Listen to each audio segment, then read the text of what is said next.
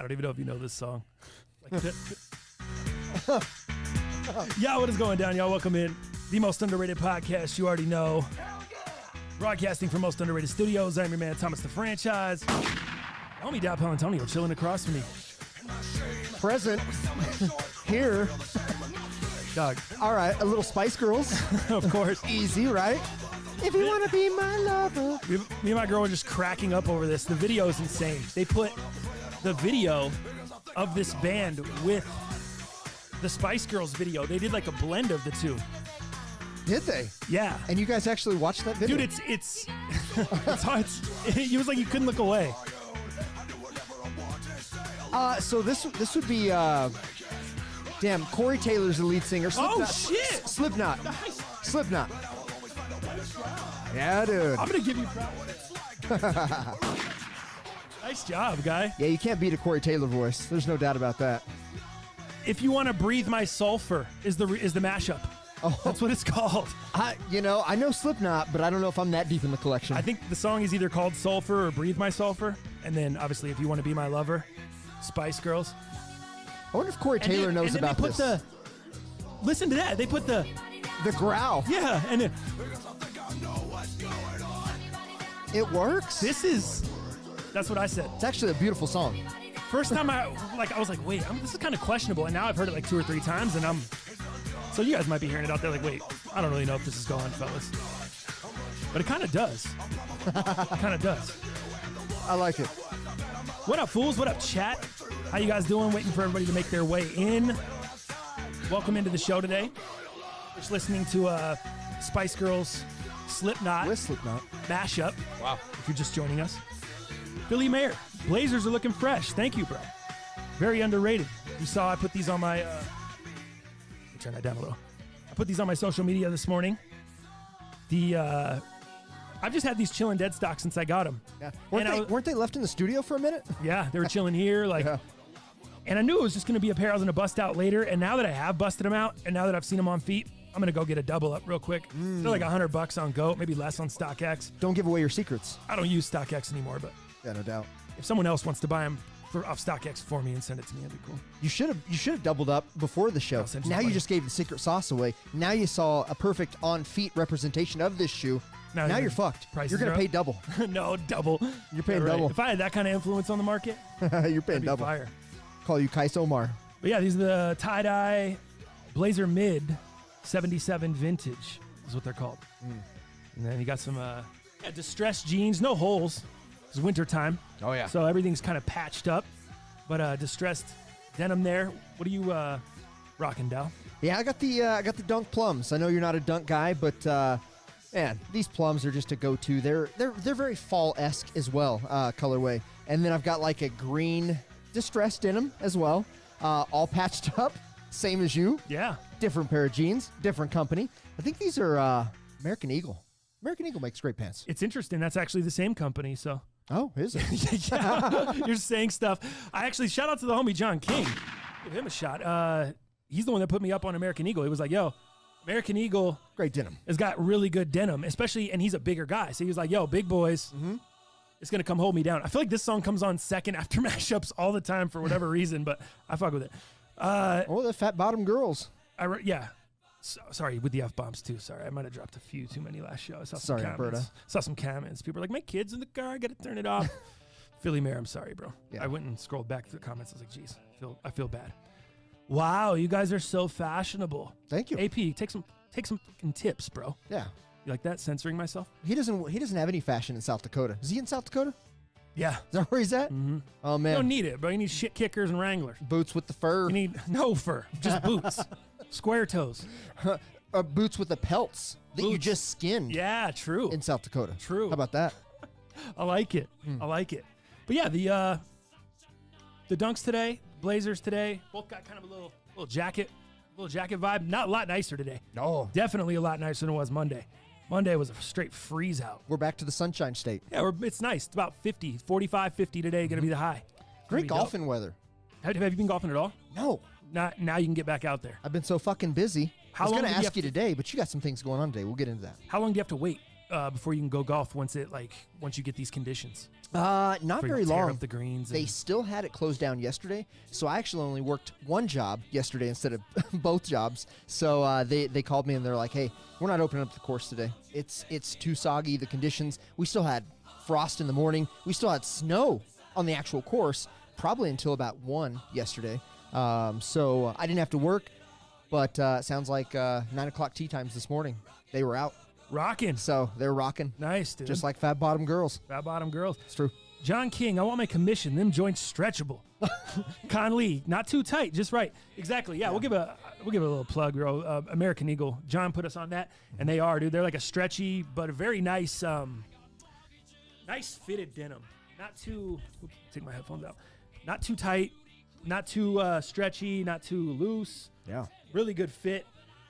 Yeah, I think I would highly recommend the American Eagle. I got these, and I got a light pair too. And they didn't even have a ton of selection when I was there. They were kind of a little bit low. No stores do right now. Oh, is that what's It up? seems like, yeah, all stores, especially in malls, if you go to malls, which most American Eagles are located, stock is really hard to find. I don't think they're just stocking the shelves because people aren't coming in as much. Online just seems like the play. Mm-hmm. You know what I mean? It's hard, but a lot Can't of get no people, COVID How do you online. buy jeans? Like, it's hard to buy jeans online. You know, Jeans and hats. oh, hats are impossible. impossible. Jeans are doable, but because you can, you can return them. They may fit, they may not. But hats, terrible. Impossible. Bro. Terrible. I would never buy a hat online. And if I did, I'd probably sell it to you because it's too small for me. Yeah. That's usually what happens. Rocky Contreras, AE has some of the best denim. I know it feels weird. All of us are touting AE, but it's, dog, they came out with some good shit. I don't know The what to tell you. prices We're are not- good. The Like I materials are tweeted good. yesterday, congratulations to LA. I'm not a hater. I ain't a fan, but I ain't a hater. Same thing here. True. American Eagle got some good shit. I'm gonna just let you guys know, hey, it's good shit. If it was Abercrombie, it's got good shit. It's good shit. Whatever it is, you know what I mean? Mm-hmm. We'll let you guys know. I ain't a hater, and I screw the hype too. I said that on my story this morning. Man, these joints right here, you can go pick these up, give these as a gift. If you date a sneakerhead, this is a great pair to gift somebody. It's a pair they most likely don't have. A lot of people are sleeping on them. Probably $100, $110, and you're off to the races. You might see some blazers at the outlets eventually. I don't know if those will be at the outlets, but yeah, I mean you'll find some very less hyped blazers in the outlets at times. That's John King. Mm-hmm. Hat Club. I buy hats online or every day online. Philly Mayor. Or you would sell that old dirty hat to someone else, Dow and not TTF. Or L Style and not TTF. Oh, he's talking about the old dirty bastard hat. Yes. Yeah, That was fire. that was a big L for us. I know. Hat Club's another thing I can't do, dog. My shit is fucked up. I think the doctors, I wasn't there. I was there. But I don't remember. I wasn't there. That's funny as hell. All right, so when I was born, the doctor had to have tonged my head, bro. He had to reached in, pulled done the tongs, because my shit is not right. So hats don't fit correctly. It takes about 25 tries to find 25 try-ons to find the right hat that fits. And you were in a similar position but different. Like your head's too big. It's too big. Yeah. So I can't find I need a taller hat. Is that weird? I can't have one of those skinny 5-panel hats that really sunk down to your head because my head's too fucking big. I think there are people like us where it's no way we could buy a hat online, and I think there's people in the chat like John King, shit, just ship me a hat club, everything fits. 4 3/8 all day, problem. Right? Yeah, or 7 3/8, whatever it is. 7 3/8, yeah. Not 4 3/8. Dustin Skinner, I buy hats online all the time, also. So he's another guy. It's just These guys whatever. are lucky. Well, yeah, you guys got good genetics. Yeah, perfect heads just over a here. regular. Jeez. Yeah, my shit is messed up, bro. Yeah, I've got 2 bad heads right now. You know what I mean? Whoa, whoa. Jeez, you guys with 1 great head, man. I'm jealous. Crank. Yikes, bro. Usually 2 is better than 1. That is hilarious. Usually have to pay extra for 2. That is really funny. Oh my god. Yeah, I'm paying for it. Good show for you guys today, man. A lot of sneakers in studio. If you saw the social media, we do have the Off-White 5s in studio today. They're gorgeous. On release day. Ooh, Who crispy. the fuck else has got damn it. Who the hell else has got Off-White 5s in the studio today? If Jalal wasn't, how many times have I hit the thing today and stomped? I'd be getting bitched. Yeah. He'd be giving me the side eye. Oh, man. He's in studio today. He's giving you the side eye anyways. I see him over there. But how many of you guys hit on I saw a lot of L's already in the chat today. Mm-hmm. But if any of you guys hit, congratulations. If you didn't, if you took L's like I did, like Dal did, congratulations. Most likely scenario. or most likely outcome. Yeah. Dow, however, hit on the early pair. He got them early, so now we have them in studio on release day, thanks to Dow. So big shout out to you, my guy. Exclusive access. My first time. I don't even know. First time ever. We talked about that last show with the whole seen Nike app, not communicating with the sneakers app. It was different. So curiously, really quick, when you did the Jordan 5 drop this morning, Yes. were you able to go through it on sneakers? Did it show purchased? Yeah, it's interesting. It did not show purchased. I was able to go in there, and then I was like, okay, if it's going to let me play the game, let me play the game. So I already have my pair, so I went in there for you to get you a size 12. Oh, wow. And it let me at least try to make the purchase. Of course, I went to pinning, in line, that kind of thing. Then, of course, 4 minutes later, sorry, bro, size is sold out. So I was able to at least play, and that's a new one on me because typically Nike and sneakers obviously should talk, same fucking company. Damn, now I'm on that F grind. It's bad. F grind. I'm on the F grind, dropping the F bombs. Oh. You know what I mean?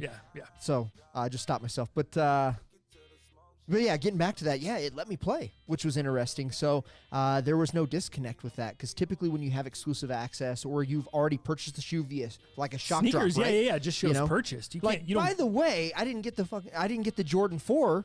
Nice save. God, yeah, did you see You're that? struggling to. Man, it's a bad day. I'm just all over the place. I think that's what it is. But the Fire Red 4s, I wasn't able to get those. But typically, if you buy shock drops, and then when they actually do the main drop, it'll already say purchase. You can't buy another pair. So I'm a little confused with this Jordan Off-White thing. But long story short, I only have one pair. I was only able to purchase one pair, even though it looked like it let me. You tried again. Try to purchase, but still took the L. Correct. Like all the rest of us. Take that L on the way out. Well, we do have a pair in studio, so I'm excited about that. We also have your other, your union. Yeah. Your unions came in. Your union mashups. The Zoom 92s. I couldn't even remember the name. The Zoom 92s. Zoom 92s. The union mashups. Those are also in studio. Yeah. And then I got my Lucky Greens in, as I showed on my IG story yesterday. I'm excited to see those. Yeah, I'm excited for you to check out the quality, see what you think on those. Yeah. Should I lick the bottom?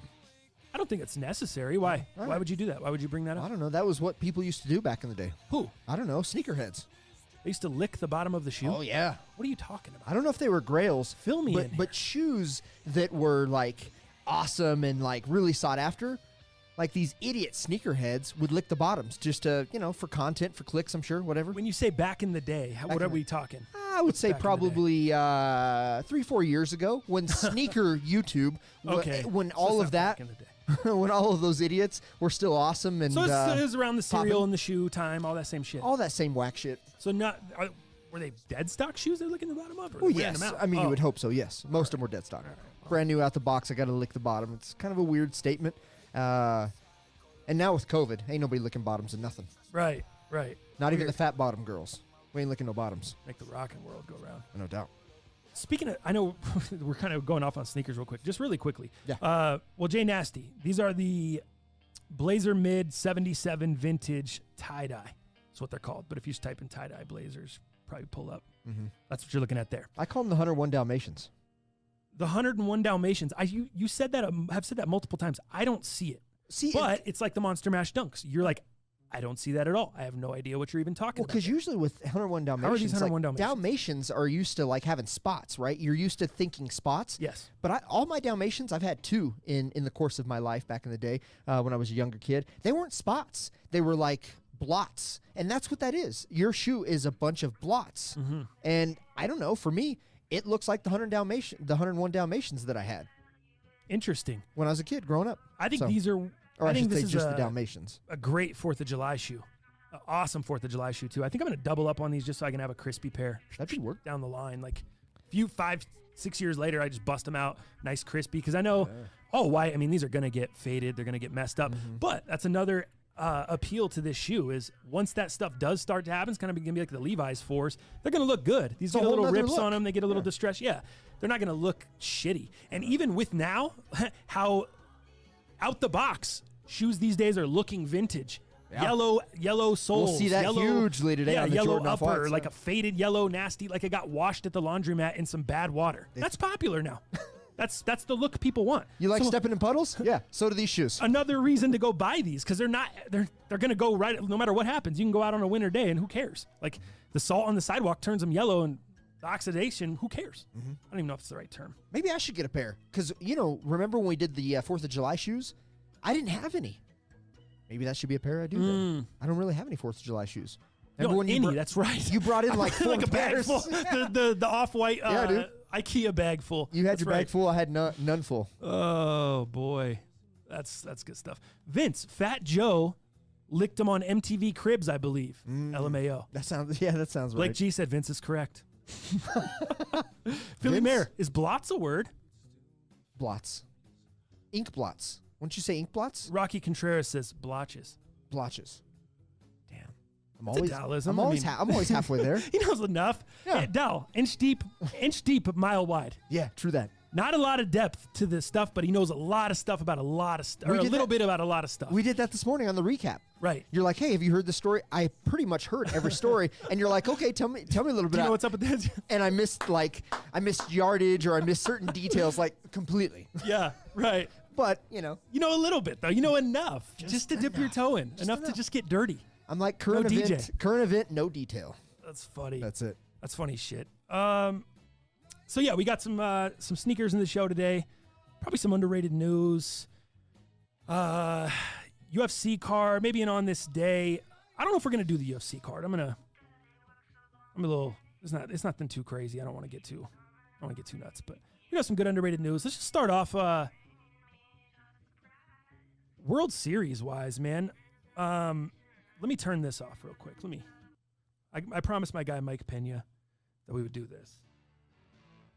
I just won the World Series. Oh, nice. So we're going to pull this up here. And we're going to give a big congratulations to the LA Dodgers, the city of LA, all the fans. I don't know why you guys are rioting and looting and burning down your city. I don't know if you're rioting, but I don't know why you guys are, you see that happen when teams win championships. Another thing that I'll never understand as a result of sports. Remember I told you last show something I'll never understand? A fighter that doesn't empty the gas tank, a.k.a. Jared Cannonier, walking around putting his hands up after the fight like this, after the other guy did it, after Robert Whitaker put his hands up, Cannonier decides to put his hands up too, even though he clearly lost the fight and didn't empty the gas tank and try to win the fight at the end. This is another thing in sports that I'll never understand. Citizens in a city burning their city down and messing shit up when they win a championship. I don't get it. I'll just never get it. What are your thoughts on that? Remember when the Broncos, they did that here in Colorado. I'm not saying we're exempt. I'm not saying it's just LA. I'm saying it's just something that everyone does, it feels like, and I'll never understand it. Avs won Stanley Cups back in the 90s, 95, 96. I remember. Cars were getting overturned. Shit was getting started on fire. I went to University of Northern Colorado. When I was a young kid and the Broncos won their very first Super Bowl, 32, 1996, 96, 97, the first one. There was a huge, they were bringing furniture out from the lobby of the dorm rooms, lighting it on fire and going crazy. It made like national news up there, that college that I ended up going to later on in life. Wow. Yeah, it was nuts, bro. So that, again, I'll just never understand it. Yeah, I don't understand it either. I got to be honest with you. What I do understand people are happy. Yeah, what I do understand is tying one on, i.e. getting drunk, right, and maybe pissing on a wall. You know, maybe falling down some steps. Yeah. I ain't trying to light shit on fire. Right. I don't know. It's just not me. So, but besides that, congratulations to LA. Great job. I know there's going to be no parades. There's going to be none of that. Sucks. But I told you guys I'd play this. Again, I'm not an LA fan. I don't like anything LA, but not a hater either. I know they worked very hard. They made 3 of the last 4 World Series. There's a lot of people that are going to put an asterisk by this World Series. They're going to, bunch of bullshit. Well, let's be real. The Dodgers should have had 2 of the 4. They should have won this one, and they should have beat the Astros, the cheating ass Houston Astros. The Trastros. Yeah. Yeah. The Trastros. I like that. It's hard for me to say real quick. Trastros. So, let's be real. I mean, these guys have worked their ass off. They've been the best team. At the end of the day, I would have liked to see the Rays capture one, but the Dodgers were the best team in the regular season. Yeah. They were the best team. They were just the best team, man. I was happy to not see Kershaw collapse. That was nice. I was happy to not see Kershaw collapse like he's done in previous series, of the past. So it's good to see him have a great series as well. A very complete team and a very high salary cap as well. The Dodgers, right? Welcome. That's what I saw a lot of that on social media. Hey, we pay 2 players, or we pay our entire team what they pay 2 players. Yeah, look what money can buy. I get it. Yeah. And that was always the Yankee argument. Everyone was always mad at the Yankees in the 90s when they were dominating or winning titles. But if you got the money, spend the money. That's what it is. But I think that's one of the things, along with a shorter season, that would help move baseball along, move it away from the old-timey stigma that it has. Because baseball, and we can go into this later, I just saw some earnings and some losses and stuff from this season, and it's getting ugly with baseball. I saw an NBA one and a baseball one. The baseball one's far worse as far as their revenues, as far as all that stuff. So they're going to struggle. They're going to need to refill these stadiums when stuff gets reopened. They're going to need all this TV revenue. They're going to need to grow the game because I don't know that, if the government doesn't let car companies go under, I don't assume they're going to let baseball go under. I wouldn't think so. I assume you're going to get a bailout or whatever. But I'm just saying, baseball revenue-wise, it's a lot of money lost. They're going to need to grow the game. I think by doing the shorter season, that's a way to do that. I think by also the salary cap, make it more competitive. Bring in a cap. Look at the NFL. It's why it's so great because there's so much parity. You don't know who's going to win from year to year to year to year. That salary cap makes it tough like that. Bring the standards up with the modern sports era. Baseball can't. They're always looking in the rearview mirror. They just last to everything, last for replay, last for all this stuff. Too old school. But anyway, moving on. We digress. What did you think game-wise? What did you think when, obviously, the big conversations, Blake Snell being pulled out? We've heard numerous, hindsight's 50-50. Hindsight's 20/20. It's easy to say now. I know my uncle at the time, oh, geez, Roselli was pissed, bro. Yeah. Texting me with a lot of exclamation points. Very mad. Any emojis? Sent me dude, check this shit out, bro. Yeah, some emojis too, but more exclamation points. Check this out. He has a Blake Snell auto. Oh, sick. Card, dude. He sent me right before. He's like, yeah, man, look at this. My guy's on the bump. He said, my man's pitching. My man is pitching for the Rays. And he sends me this Blake Snell auto. He's like, look at this. Sick. He's pumped. Roselli's watching the game. He's all fucking excited. So then, dude, they pull him, and he starts going nuts. Just going off in the text. My phone's blowing up. I'm trying to cook dinner and watch the game, so I'm trying to do all 3, texting back. He starts blowing up. What were your thoughts when they pulled him initially? Well, I was confused, just like anybody was. Sure, he had a tough couple bats, I should say. And, I don't think it was enough to pull him. What was that? The 4th or 5th inning? Fifth.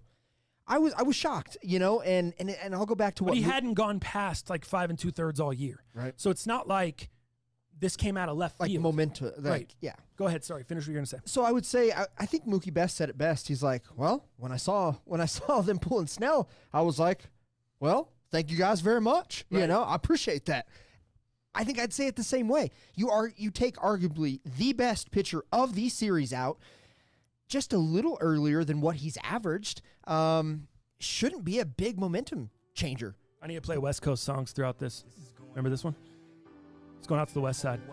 Oh yes, I do. All right, go ahead. Sorry. But yeah, I mean, with that momentum, I think with a game that the Dodgers could take all. Yeah, I think it was a little early. And I think they probably should have pushed him a little bit harder and kind of rode with the hot hand and the power that he brings. Yeah, man, I was shocked. I was surprised, and I was happy for the Dodgers, just like Mookie Betts said. So you were happy for him. I was happy for him, man, because taking out arguably one of the best pitchers that we've seen this year, I mean, that frees up a lot of opportunities for the Dodgers.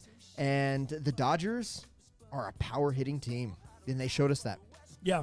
You said it I think that was Mookie said in a roundabout way, thank God they pulled him. Yeah, appreciate that. Corey Seager, or Kyle Seager, Cody Bellinger. Sorry. Mm-hmm. Jesus. We are all over. Both of us, we've had trouble talking before the show today. We were mixing. I was sounding like you with the Dallisms. You were sounding normal. Yeah. Now it's flip-flopping, yeah. And then, dog. It's insane today. But, I see both sides, man. I really do. I tried to side with one side or another and come in here with a firm opinion on it. Mm-hmm. And I continue, every time I start to make an argument, I go back and forth, and I really do see both sides. I know Rays fans are pissed off. Sure. And I think the thing that made me a little bit upset, and I guess why I do lean a little bit more towards being with the people that are like, what the hell, why'd he pull Snell? Was because you got to watch the game. There's a lot of analytics in baseball these days and in sports. You still got to watch the games. You still got to know what's going on. You can't just go by the computer 100% of the time and think that's like me going and generating DraftKings lineups on Sunday for our DraftKings tournaments, and I'll use a lineup HQ or a lineup builder from Roto Grinders or some of these other fantasy sites, and I'll just plug in the default. I'll just put in the default and expect to cash. You might use some of those core players. You may take their breakdown, put it in DK, and then mix the core players with some of the guys that you think are sleepers or going to go off or where you find value, but you're not going to go just by the default lineup. And that's what it felt like he did there. And if you're going to do that during the regular season, again, they did this the whole season. It's not like this was new. Snell didn't go deep in any game. I understand. But we talked last show about how the playoffs and playoff baseball is so different from regular season baseball. It's just a completely different game. There's completely different energy. Everything is different. And for him to be in that moment and know, or maybe he didn't have, that didn't cross his mind. I don't know. But the thing that frustrated me most is I'm watching SportsCenter after the game. And sorry, this was a roundabout way to make to my point of why I'm kind of leaning with the people that are mad he pulled Snell, is because in the press conference they asked him, well, so was this a plan? Did you have a plan? You were gonna give him the hook at 5 2/3 or whatever after 5 innings, whatever. Not gonna allow him to get to 6. And he said, no, we did not. It wasn't in concrete. Well, no, he basically, I don't remember the quote, but he said nothing was in stone. We're gonna see how it's going. That pissed me off even more because it's like, wow, it would have been better if you would have said, no, it's in stone. We had to pull him. That was the time we've been doing it.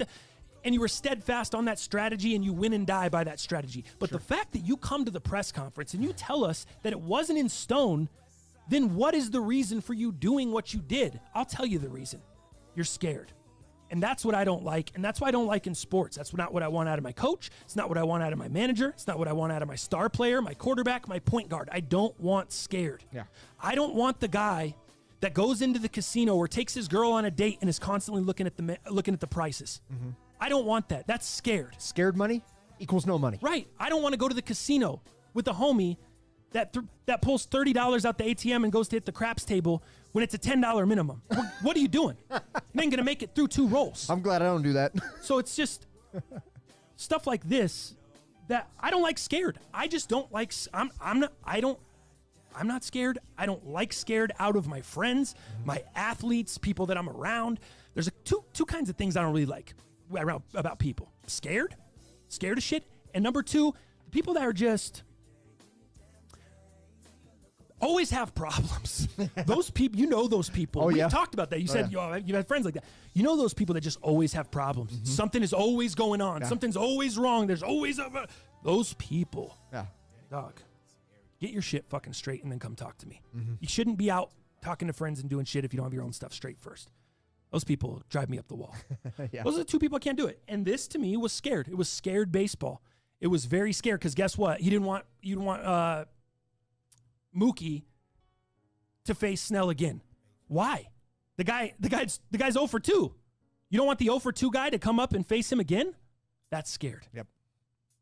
Bottom line. Bone Thugs and Harmony, Akon. That's not so much West Side. Let me get some Nipsey for you guys. Let me get some Nipsey for you fools. It's gonna probably hit us on copyright today, but we're just doing West Coast joints. So that's the number one thing, and then we obviously know what happened after that. The pitcher they brought in too, I thought it was very interesting that they brought in Anderson. I thought it was very interesting because that guy had been getting shelled. He had been giving up hits. He had been giving up homers. It's not like they brought in. That was one of the. It looked like on paper. This is what you got? Right on paper, it looked like one of the worst cats you could have brought in. Totally. Too. So we know what happened after that. Dodgers go on to win the World Series. All good. No big deal. The Justin Turner situation. Wow. That is the big deal. I guess it is a big deal for the Rays fans. I shouldn't say no big deal. It was a big deal for you guys, all 4 of you. But the Justin Turner situation is something that's really gained a lot of steam here. And now we have coming out today that the MLB is actually investigating Turner. He could possibly face fines, suspension, things, whatever they decide to do there. There's also a Dodgers 2-week team-wide quarantine, which has been advised by the LA County Health Department. Oh, geez. So that has come out this morning. The Dodgers are working closely with the LA County Health Department after Justin Turner tested positive. Health officials told us they've already been in contact with the champs and have issued recommendations and next steps to prevent additional exposures. So LA County Health Department's already trying to work with the team and say, hey, let them know how serious this is. Because regardless, it just didn't look like it was that serious. True. After the game, right? Did it look to you like it was that serious? Did it look like everyone was taking it serious? So here's what I would say. So let's go back to when Turner actually got pulled, and he actually put out a tweet. And he says, hey, I feel great, no symptoms at all. Turner wrote on Twitter shortly after the game. Just experienced every emotion you could possibly imagine. Can't believe I couldn't be out there to celebrate with my guys. So proud of this team and unbelievably happy for the city of LA. An hour later, he's out on the field celebrating with his team, taking pictures, obviously, sitting right next to Dave Roberts, the captain, right, who is a cancer survivor, who obviously has underlying health issues, at least has in the past. Maybe he doesn't now, but his body isn't immune to things like the normal body. He's going to be attacked, possibly. So, man, I just think, oh, my God, what a mishmash of emotions from everybody that's a fan to people that are generally worried about this COVID virus. Like, there were so many emotions that were felt within an hour and a half of that fucking game. And I got to tell you, I can't side with Justin on this one. I can't. I know it's the World Series. This is the pinnacle of one's career in baseball, that is. And I can't imagine not being able to be such a big part of it, not only this year, but years past. Mm-hmm. This guy's been one of the best hitters. This guy's been one of the best third basemen in the last 10, 15 years. And to not be out there when finally the Dodgers actually win the pennant, man, that would be so tough, right? Yeah. But, dude, COVID's different. This is different. Not only is he out there kissing his wife, sitting next to Dave Roberts, he had a mask. The mask was halfway on, halfway off. Then it was off completely. No protocols were followed, essentially, when he finally did come out. And it's an embarrassment. It's an embarrassment to the league. It's an embarrassment to the Dodgers. It's like rubbing poop on a grand trophy that you just won. It's like you're kind of smearing your image. And I think for himself, for the league, for the Dodgers, it did nothing good for any of them. So you're obviously against him going back out on the field. Yeah. What do you think about him being around all the people before the game, mm-hmm. all the Dodgers staff, all of his coworkers, his players, the coaches? Then he's around them in the dugout nearly the entire game. Sure. What's the difference? Yeah. Well, I think what you're seeing now, the difference does it make him more positive because the test came out in the 8th? I mean, well, all I can say is now you have some of the media that you're putting at risk, trying to get these interviews, trying to be a part of this celebration with the Dodgers, and also, whether indirectly or directly, you're also having the players' wives and players' families come out there, and now they're all kind of being brought into this. Which, yes, they were in a semi-bubble, the MLB, but now all of a sudden, he's out there with kids, with wives, with other husbands, whatever it is. And the media, there's just too many variables. I just think that sucks. I saw a picture, and it was funny. I saw a picture on Twitter, and it was Clayton Kershaw's little baby, and Clayton Kershaw in the background, and the baby's up on the trophy, and he's touching the World Series trophy. And the tweet said, "Oh, yes, please put your hands all over this trophy that Justin Turner just touched, who had COVID, and then put your hands in your mouth like a normal baby does," or something, you know? Babies eat everything. Right. And I was like, oh, yikes. That doesn't look good. Man, it just makes me feel really anxious and nervous, for everybody. I hope everybody ends up, coming out of this okay. But a bad taste in my mouth for sure. Bad image, again, to the league, to the team, to even Justin Turner's and all of his players. Everything I saw after the game, all of his teammates were like, we want him out here. We wanted him out here. We wanted him out here. We wanted him out here. Peer pressure is a hell of a thing. Everyone, Mookie Betts, Seager, Bellinger, Kershaw, everyone said we wanted him out here. And he, like you said, he's been the heart and soul of the team through all these World Series runs too, right? We're talking about 3 of the last 4 and then them losing, the agony of defeat of those 2 losses. He's been the heart and soul through all that. So it is very tough. It's a very tough situation, but what I'll say is I think we've all, like you said, COVID's different. We've all been through tough situations. We've all had to make extremely hard sacrifices, maybe some harder than others, tougher decisions than others when it comes to COVID shit. Well, I was just talking to Chonerman, Chase, a couple days ago. One of the homies, one of the people, one of my homies, and he obviously listens to the show, supporter of the show. He's like, dude, I had to miss out on going. He's like, his girl might have it. She just got her COVID test. Oh, yeah. So he's like, she's getting tested or waiting to see results. But because of that, and he's living with her, obviously, he's like, I missed out on going up to Kansas to visit my family, my mom, AP, my grandma, grandpa, all this stuff.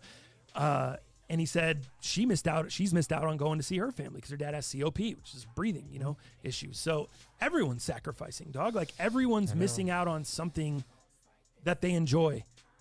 And there are going to be people that just push through and continue to go to every wedding and party and Halloween parties this weekend, all kinds of stuff, whatever. Like there's going to be people that are going to do that. I know. And they're living by it. You're not going to tell me how to live my life, or you're not going to stop me from living my life. And I can understand that too at some point. Me personally, why did we cancel the show a week ago? Because I want to make sure I didn't have COVID. My lady thought maybe she did. Yeah. We both got tested. We did the responsible thing. We just bumped a couple shows to avoid the spread. I don't want to take it to Robin. I don't want to, exactly. And it's good for me not to spread it to you guys now. It's good for me to know so I don't take it to my aunt, my uncle, anyone else that's in my life that may be at risk, any people that have had cancer in my life. It's just more responsible. It's being responsible. It's nothing to do with, oh, I'm tough, I don't have symptoms, it's not, I don't care, it's not going to take me down. Like, it's nothing to do with all that. All that shit's out the window. It's more about the people around me, just being responsible for the people around me and for the spread.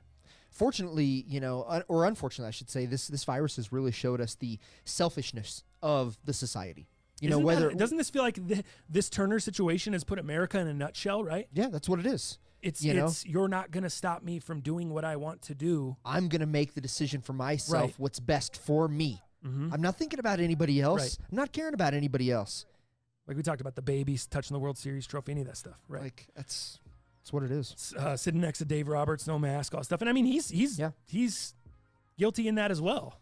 I mean, it's not like it didn't look like he was shying away either. But Dave Roberts just living in the moment. Do you remember Kenley Jansen? The Dodgers closer contracted COVID-19 at the beginning of the season this year. And I'm not sure if you remember, but he said it wrecked him for a full 2 weeks. Quote, recovering from COVID was tough. You still feel side effects once in a while. Your body feels, I don't know, fighting it. End quote. So that's Kenley Jansen at the beginning of the season, or actually that was mid-season after contracting COVID at the beginning of the year. And that's a teammate of his there on the Dodgers. Man, it's interesting. It really is. But I think this is America in a nutshell. It is. This whole thing just shows you, I don't know, it's just a reflection of what the country is. It's holding up a mirror, basically. A lot of comments in the chat. Why do you let him out there when he's getting a test in the 8th inning? Dodgers had to know he had it and chose to play him anyway. I've seen that floated out there. Yeah. That's been I don't want to call it a conspiracy theory, but that's been a notion that people are putting out there. Is like, there's no way they didn't know. How do you not? And I can kind of agree. What are you driving the results from Utah over to Arlington? Like, apparently that's where the lab's at. Does the phone not work? We can't just call and say, here's the results. Like, what are we waiting? For one, it's the World Series. How are you not getting the results before the game? Isn't that the whole point, Major League Baseball? To get it there before the game. Also, number 2, how does a guy get COVID in a bubble? This is a bubble. You guys are playing you're not playing the World Series in LA. You're not playing the World Series in Tampa. You're playing it here in a bubble for a reason. How does someone get COVID? Those late nights at Taco Bell. The NBA was in a bubble 5 times longer than these fools. And no COVID. None. And here we have a COVID test. Dude, thank God the Dodgers won. Can you imagine the PR nightmare for Major League Baseball? Baseball and Rob Manfred had to just be hitting their knees praying and thanking their lucky stars that the Dodgers won. Because the PR nightmare for them to turn around and try to play Game 7 the next night when you've got a Dodgers player that tested positive and nearly played the entire game. And how do you know if any of your other guys there? Oh, my. Yeah. You're talking about a disaster. Totally. That was very lucky baseball is so happy that the Dodgers won this thing. And it's so weird to me because there are so many rapid result tests out there. And the MLB, all these sports organizations, they have so much money, just ungodly amounts of money to be able to get tests at a reasonable time, even if it's false positives, false negatives, anything that changes the system and says, "Oh, red flag over here. Let's go ahead and narrow this down." You sit the bastard down and you don't let him play until you have results. The bastard. I mean, sorry. Jesus. You sit Now we're name calling. I know. I'm just upset. It was You weren't even selfish. on camera. I know it was a selfish move, and unfortunately, I'm a little heated still about it. But you sit Turner down. You don't let him be a part of the game. You put him in emergency quarantine, and that's what it is. But there should be enough money to get these tests in appropriate time, way before a game starts. No doubt about it. Going back UFC's been doing it. Yeah, right. I'm with you. Yeah, I'm with you. Going back to the pitching change and Anderson coming in, Misha, this is an interesting point because I didn't listen to the radio broadcast. The radio broadcast was talking about pulling Snell in the third inning. They kept saying he can't face batters a third time. They kept saying it. Which radio broadcast was that? LA's or the Rays call? Was that the home call for the Rays? Mm-hmm. Whose home broadcast? That's interesting because on the television broadcast, Joe Buck and I don't even remember the color guy's name. But I remember Buck saying multiple times, like, what are they doing? Mm-hmm. What are they doing here? This is very interesting, very interesting, very interesting. And he went back to it two innings later. I mean, he kept going back. Very interesting. There was never a time where they were saying anything similar. They just were super critical on the television. But that's the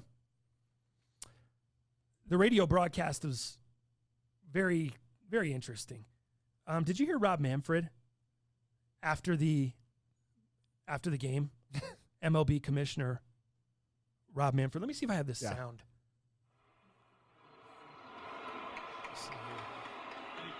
2020 is going to be remembered as a baseball season like no other. Our clubs, and especially our players, were presented with an array of unique challenges. The Getting Los booed out of his Angeles mind, huh? Dodgers Oh, totally. met every one of those challenges bravely.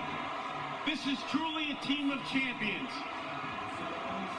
Mark, it's my distinct pleasure to present to you the Commissioner's Trophy as a symbol of your 2020 World Series victory.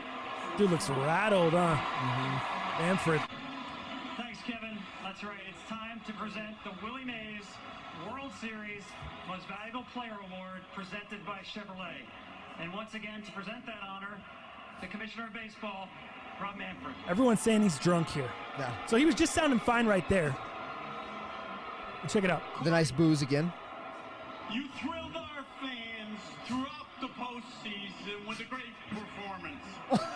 You led the Dodgers to a World Series victory, and it's my pleasure to recognize your great play with the Willie Mays Most Valuable Player Award presented by Chevrolet. There you go. Dog, you can't tell me that he wasn't slurring like a mug. That guy. Are you kidding me? I would like to tell you this is what I'm going to do. You thrilled our fans throughout the postseason with a great performance. You led the Dodgers to a World Series victory, and it's my pleasure to recognize your great play with the Willie Mays Most Valuable Player Award presented by Chevrolet. Dude, Seager's face, he's looking at him like this, and he's just kind of like nodding along, but like, he's like, what the hell is going on? Right. His face looks hilarious, dude. No offense to like people that have epileptic seizures, things of that nature. It looks like if I didn't watch that clip, if I just heard it, it almost seems like dangerous, like he's having a seizure. It sounds like he's having a seizure, dog. Do you get that? Or maybe he's just drunk. Maybe he's just drunk. Maybe he's just drunk. He sounded to me, I think it was an audio issue with the telecast, but maybe the guy, after Turner started testing positive, maybe he just started hitting the shots. Yeah. I would have if I was the commissioner. I'm like, oh, shit. Dude, between the We're booze, supposed to be in a bubble. between the booze of the crowd and the Turner with the whole the booze in his COVID-19 cup. And the booze in his cup, this guy was on one. arena. Stupid. There's no way the broadcast was that delayed and that audio was that bad. No way. You got the trucks out in front trying to fix that. Like, they could have fixed it. That guy was wasted. They said it was an audio delay on the broadcast. An audio delay. Throughout the postseason with a great performance. Audio delay. Just an audio delay, Dal. I don't know. Roselli thinks he was drunk, too. Black Prez, what up? He says, sup, fools? Well, gotta go. Thanks for dropping in. Thanks for sliding through, bro. I was listening on Sirius, Misha said. I wonder, you know how on Sirius they'll have the game on 2 channels, and you can select which home call you want. Or maybe they had it on 3. You could probably select a neutral call into both homes or whatever. Yeah. So interesting stuff. I mean, World Series-wise, I'm glad we got a lot to talk about. I always root for content, especially if I got 2 teams in there I don't give a shit about. I don't care. I just need something crazy to happen. Yeah. Let me get some content. And I didn't think we were going to be able to get better content than Game 4, how that one ended, the way the Rays pulled that one off. And then you get everything that went on the other night between the pitching change, Dodgers winning the World Series, and then Turner afterwards. And then COVID knocking on the door. COVID will always make things more interesting, it seems like. Right. That's what this year is. He said it sounded like the neutral broadcast. Interesting, bro. Kept telling him that they had to pull Snell. I mean, I know he just gave up his a hit right before they pulled him. His second hit, though. Right. Second hit. That's nothing. Who cares? Let Betts come up and I don't know, bro. Just whatever. Didn't. Yeah, it was just interesting, but good content nonetheless. Brian Jackson says, laugh my ass off. I live behind a bar, and I don't even think I've heard anything that bad. Now, what do you think? Let me go here real quick. Lakers won the championship, bubble champs. Now we got the Dodgers, bubble champs. Boom. Now we got the Lightning in Tampa. They were the NHL bubble champs. It looked like, dude, you might have had Tampa going 2 for 2. But now you got they went 1 for 2, and you got LA going 2 for 2. 2 for Tuesdays. There. Who would you give a better shot to win the Super Bowl? Would you give a Florida team, or would you give a LA California team, just California in general? Which state is going to get there next? Which state is going to bring another championship? Because we won't go directly, but just states in general. So what do you got? The Chargers, the Rams, the Niners. That's it out there in Cali now. And then you got the Bucks, the Dolphins. The Fins. Is there any other Florida teams? Tampa Bay, Miami. I think that's it. This is 2 that I can think of. Yeah. Yeah. So you got 2 there. So Bucks or Dolphins, or Rams, Chargers, Niners. Are we basing this in today's front through week 7? Yeah, right now. Who's got the best chance, LA or Florida, to bring to the race to 3 for the state? The most complete team right now, in my opinion, and continues to pick up more individuals to bolster their already sick roster. I'm going Bucks. Bucks. Florida. At home. They're going to win the first home Super Bowl ever. Yep. That's in why Tampa. they brought Brady in. That'd be crazy. Play the bowl there. Brady's there. Brady wins his 7th and retires. Rides out in the sunset. Infamy. Here's your boy Jared Goff talking about some of the pressures, people reaching out to him, saying, hey, what's up? Yeah. Dodgers got it done. Lakers got it done. Where you at? Where you at, bro? You guys next? What's up? Yeah, well, I mean, that's the first thing you hear is all right, now it's your turn. And we've talked as a team, about, okay, these 2 teams have done it. These 2 guys have done it. I shouldn't say as a team, but as a group chat within the team. These 2 teams have done it. Now it's our turn, and it's something that we'd like to do. Yeah. But asking me about the Super Bowl in week 8, it's a little early. We got some games to win, and we're very focused on Miami right now. Oh, he follows it up with the cliche. Yeah. Well, and by the way, we actually missed a team, Jacksonville. Oh, the Ville. I knew there was one more in Florida. Damn it. I knew they had 3. Yeah, shout outs to Danny. Because California had, there you go. Danny Belton. Yeah. Thank you, Danny B. Holding us down over here, bro. Just a couple idiots in front of microphones. Yeah. So what did you say? Who? I'm saying the Bucks. Danny B. Jaguars. Yeah. Jag. Because I think that's how I say it. That's probably how I say it. Jaguars. That sounds like something I would do. How do you say it? Like Jaguars. Yeah. Do you say Jaguar? No. Danny B? I How do definitely you don't. say it? It's almost like cement. Oh, I just went to Euros on Colfax, and the bum that asked me for change was less intoxicated than that man.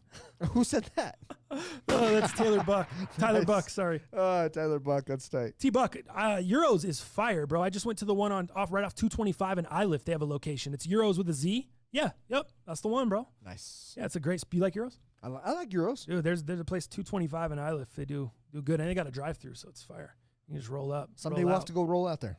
Yeah, it's enjoyable. All right, so who do you go with then? So I say the most complete team right now. Again, bolstering their continued roster with AB now. You still have Fournette, as a great roster. I mean, Ronald Jones is doing great, but I don't know, man. I just think, and defensive-wise, I would put them right up there, pretty damn close to Pittsburgh when stopping the run and pass. So that's what I'm saying. What are you saying? I'm with you. It's not even a question, as far right? as that, as far as those teams in it, it's the Bucs right now. Right. I mean, Chargers, it's a 2-win team, and then the AFC West, probably not making it out of there with Kansas City. Rookie quarterback, not a lot of experience. Rams 5-2. I mean, good record, but they beat up on the NFC East. Hasn't looked super impressive, and then of course they just won Monday night against the Bears. Not super impressive. Goff looked terrible in the first half. It was like 10-3 forever in that game till the D turned it around for him. Got him good field position.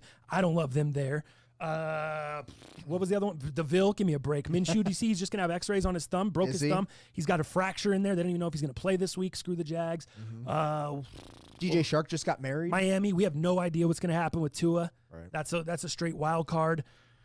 What was the last one? Niners. Woo. Niners going back. Could the Niners go back and represent the NFC again? Don't think so.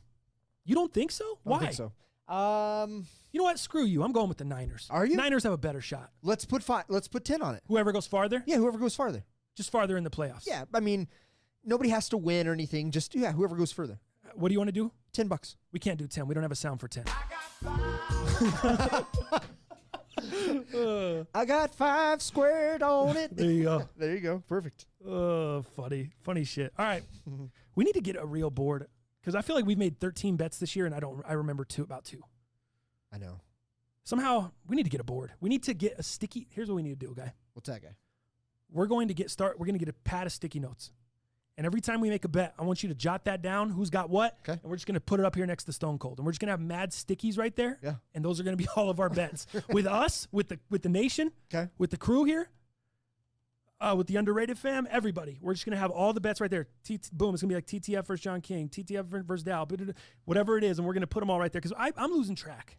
And it's impossible to keep track. We need a producer to keep track. That's true. Them saying Jaguars been killing me every cast. Jaguars. we say Jaguars. Ochi, what up, fools? Been a minute. Ochi, it's been a minute since I can get a text back. I know. It's been a minute for everything. Och, where you been? I thought we were friends. Wow. COVID. I didn't know if you had some COVID stuff going on. I thought you went back to Mongolia. I thought maybe your phone got the COVID. You travel, flights, the way flights are, he probably went back and stayed for a little bit. Yeah, maybe he just upgraded to the iPhone 12. Right. So now he's official. Yeah. Maybe his phone is back. Funny shit. I know. AP just called me out. I was just thinking about that. He's like, Dal, 5 squared would actually be 25. That is correct. Oh, yeah. Neither of us caught that. Yeah. I was thinking about it afterwards because wow, Dal. I'm a math guy. I love math. I didn't never like trig and shit like that. But dude, trig sounds like STD. I'm just kidding. Trig or calc, I was out because I didn't like mixing numbers and letters. That didn't make any sense to me. But everything else, loved it. But you're right. I was wrong. That's the second Stringer reference on the show today. Neighborhood said he took the L on the Off-White 5s today. He said, I took the L Stringer style. Didn't even try. Whoa! Oh, yeah. Nice. I know. Yeah. And then Danny B said, that's Stringer's job to keep track of the bets. Whoa, yeah! That sound is so perfect for him still. He's been gone forever. I still can't take it off the board. Been working on getting out the wireless slavery, but still remain. Ochi. Oh. Dog, the wireless industry is tough, bro. It'll eat you alive. It'll pay you well. That's why it's so tough. I know. You make so much money. All these corporate jobs are like that, Och. Like anything, and I'm sure there's a lot of people in the chat, and you guys can relate to this. And some of you guys are stuck. Once you get a family, it's like whatever. I don't have a lot of this is it. Moment or a lot of leverage. Yeah. I'm kind of stuck here. I made my bed, now Company's I got to sleep in Right. it. Company's Dude. got the leverage here. I just need to try to work my way up this company the best I can. But for most people, when you get a job in a corporation, it's one of those things where they don't pay you, and that's why I left. And I'm not saying I'll never go back. Who knows? But this is why I left mainly because they don't pay you enough to do anything great, like to go, to have a bunch of investments and do all this shit that you want to do, but they don't pay you too little to leave either. Mm-hmm. And it's especially true, that fact, in a place like Colorado, because the cost of living has become so high here. They definitely don't pay you enough to do some good, like to go expand your horizons and buy an investment property or something else, but they don't pay you enough to where like you could still make your mortgage. Mortgage is the highest shit here, higher than draft pussy in this state. It's terrible. True. So they pay you enough that you can make your mortgage payments. You can go get your kid to gymnastics. You can gas up the car. Wife, that was dangerous. Yeah. Wife and you got a little bit of money in the bank, but it's not going to be enough to where you're ever going to be like, oh, great, I can move on to this or go do this or go start my own business or whatever. You're going to have to do that out of debt. You're going to have to bootstrap yourself, save a shitload of money and do that in a different way. Mm-hmm. And that's what happens here. And I don't know if that's the intent or that's just the way it goes. I don't know, but that's what I've noticed with a lot of these corporate jobs and these companies. They give you a great benefit package. They give you some great stocks. Mm-hmm. They give you stock stuff once a year. Oh, incredible. They give you discounts on your phone plan or discounts on whatever products you're selling. Yep. You get free, you work for Pepsi, you get free Pepsi at home, you get free Red Bull, whatever. Dog, check this out. Robin just got free T-Vision. T-Vision, as you might not know, is T-Mobile's new TV platform. What are they charging? I think it's $40 is the base cost. Oh, just like YouTube TV, they're going to start it at 40 and all of a sudden you'll be at 70 before you know it? You got it, just like nice. it. So Robin Not got that free for us yesterday, and we just downloaded it, and how's it working? We're trying it out. So far, so good. Let me know. I'm glad you got this because so far, so good. I need a comparison from YouTube TV to, what is it called, T-TV? T-Vision. I couldn't call it T-TV. T-TV. I should have just called it TV. TV. Well, and check it out, just like you were saying, and then they also, these big corporate jobs, they also give you a ringtone as you sign up with them, and it's Akon, Locked Up, because that's what happens. You get locked up. You know what I mean? Locked up, don't let me out. Do you remember, dude? I remember that was she's locked up for sure. That was the very first time I heard Akon, and I saw that video on 106th and Park, and I just remember I came home from school and I was like, "What in the hell is this?" Yeah. And then before you know it, about 2 days later, that shit was so in my head. Yeah. I was just. Dude, I was just rolling around locker room like all pumped, like sophomore year. That's a great tune. Yeah, dude. At first I was like, "What is this shit?" Yeah. This is crazy. Look, Ochi says T-Mobile just launched internet and cable. Yeah. Well, I broke it down, Ochi. Don't worry, I got you. Yeah, dude. It's tough, bro. It's really tough. That's why I just want to own something. I want to own a business. We've talked about whether it's owning a sneaker store, owning something else, owning this cast, the show, owning our own. Mm-hmm. We've talked about expanding this channel to like make like a really dope network, to where we'd have 4 shows throughout the day. Like you'd turn on the channel in the morning and it'd be like radio Monday through Friday. You'd have a morning show on, then you'd have me and Dal in the middays, and then you'd have somebody else in the afternoons, and you'd have someone handle the nights. Like that'd be so fire. You know? It would. We just have so many different ideas, business shit to expand on. But I want to own something, man. No matter what we do, like I don't want to be working for someone else. And I think I have some friends that do real estate, and I feel like that's like the closest thing. Mm-hmm. If you're not owning a business, that's like almost the closest thing to owning your own business. It's definitely running your own business in a way, right? Yeah, maybe you're not owning. And you're getting the freedom. Totally. You're getting the time. Doing it from home, meeting and greeting in your car. Right. Right up your alley. Right. It's tough, man. It's tough. Start a sneaker shop. Nobody in Denver ever gets tier 0 drops. Yeah, why would we be getting tier 0 drops, bro? I know. Come on, my guy. He wants to link up with you on some sneaks, too. Oh, he works with your sister. Nice. What up, Zach? Oh, what up, Zach? You know what? Pure Spectrum over there, man. Just to give them a little shout out. Not only are they one of our best affiliates, man, those fools, man, the dudes and chicks over there, dude, suited and booted with the freshest kicks. At Pure Spectrum? Pure Spectrum. You want the store or what? Yeah, the store Which over one? there and in Evergreen. Oh, okay, gotcha. Oh, dude, they're Where my just, aunt goes. Oh, man, they're serious over there.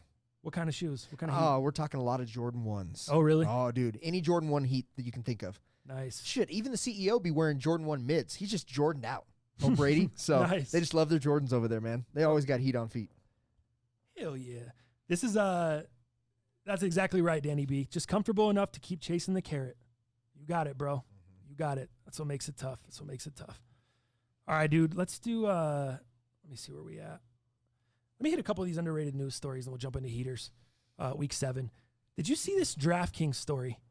Now, I've been stat corrected in fantasy. Not that I've noticed, I guess, been stat corrected in DraftKings. Are you familiar with stat correction? I sure am. Have you had that happen to you in fantasy? You think you won a week and then you got stat corrected? I don't know if it's ever affected my week. I think I got stat corrected before, and it was just like the correction didn't matter because it was so big of a win or loss. So it did, because it was under a point last year. I think middle of the season.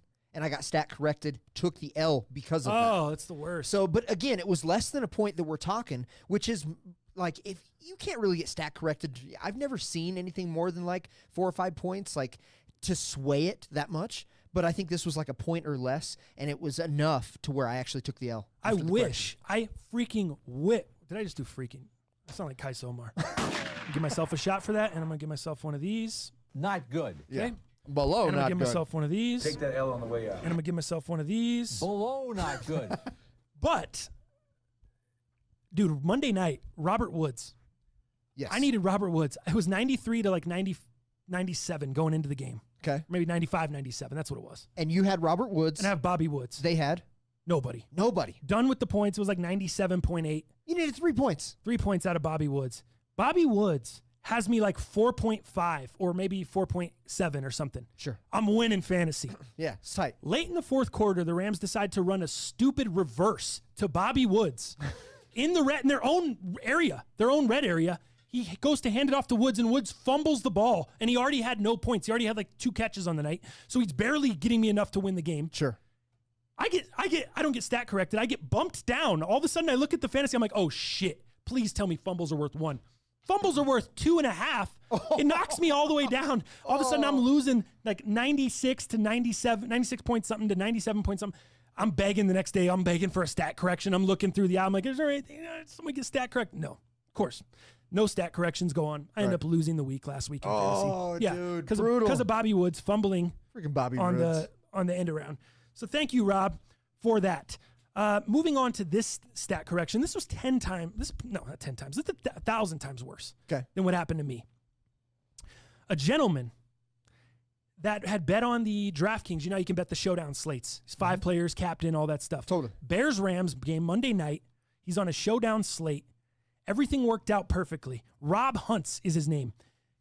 Down the final stretch, the Rams win the game 24-10. One of Hump's lineups features both the Bears and Rams defenses, scoring 92.79 points, the most out of the 176,470 entries. His computer screen showed a $1 million first prize for my man, Rob Hunt's.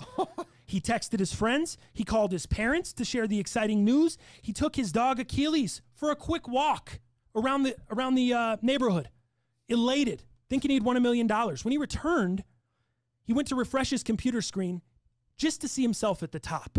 Just wanted to gloat a little bit, see it in his heart. Just to see the green again. He clicks refresh and sees that a sack had been credited to the Bears defense late in the fourth quarter and was changed to a running play for a 3-yard loss by Rams quarterback Jared Goff. The 3-yard loss dropped Hunt's into a tie for 6th place with 18 other entries, and his prize money dropped from $1 million, down to $3,078.94. $3,000? Dog, 3 gur. Oh my God. I don't even mean to be laughing. I don't know why we're laughing here, Rob. I'm sorry. This is just, it's a brutal bad beat. $1 million to a couple of gurs. You can't make this shit up. Holy. Within how long? Probably 15, 20 minutes of this like immense elation to like, oh, dude. The play in question occurred with 3 minutes left in the fourth quarter. On third down, Goff faked a handoff to the right side and bootlegged back to the left. Bears linebacker James Vaughters didn't bite on the fake and teamed with Akeem Hicks to bring Goff down 3 yards behind the line of scrimmage. Hicks was initially credited with a sack, but the official scorer later changed the play to a 3-yard loss on a run by Goff. How ridiculous is that, dude? Because they said the blocker was out in front of him blocking, they said it was a designed run. instead of a sack. I've seen guys all the time. They don't know All the whether their time, quarterback's going to run or pass, and they turn and block. Yeah. Like, you just don't know. So that scorer cost my man here $1 million because he changed, instead of a sack there for that D, he changed it to just a tackle for a loss. Oh, my God, dude. It's just, yeah, dude, it's just Like, and how brutal. often is a call like that made? Like, never, right? Yeah. That's what makes it even worse. I mean, well, stat corrections in general, it says stat corrections are not uncommon, regularly affect fantasy contests. Sure. Hunt said he doesn't have it happen often, but he lost out on 5,000 once due to a stat correction in a previous contest. Obviously, this was much more painful Yeah. for him. But after the correction, 5 entries tied for first place with a high score of 91.19 points, and they split the $1 million prize. That hurts. So $1 million got split between 5 entries, and he got his chopped down to 3 Gs. $3,078.94. Man, I just don't get it. He says he'll be back on this weekend's DraftKings. He probably does that. DraftKings He probably contest. does it for a living, though. Yeah, wouldn't you think? It doesn't say. I mean, if he had stat correction affect him before, like, you want to think that this guy's kind of in the game a little bit. Maybe Yeah. not. I could be wrong. I mean, wild swings happen in fantasy, but dude, going from $1 million down to 3 Gs, That's brutal. brutal. All right, Did that make SVPs bad beats? no, it did Damn. not that I saw, but That'd be a maybe good it could one. down the line here. That's a good one. All right, let's jump into a little segment we like to call Heaters. All right, Em. This is my heater. I dare you to hit it.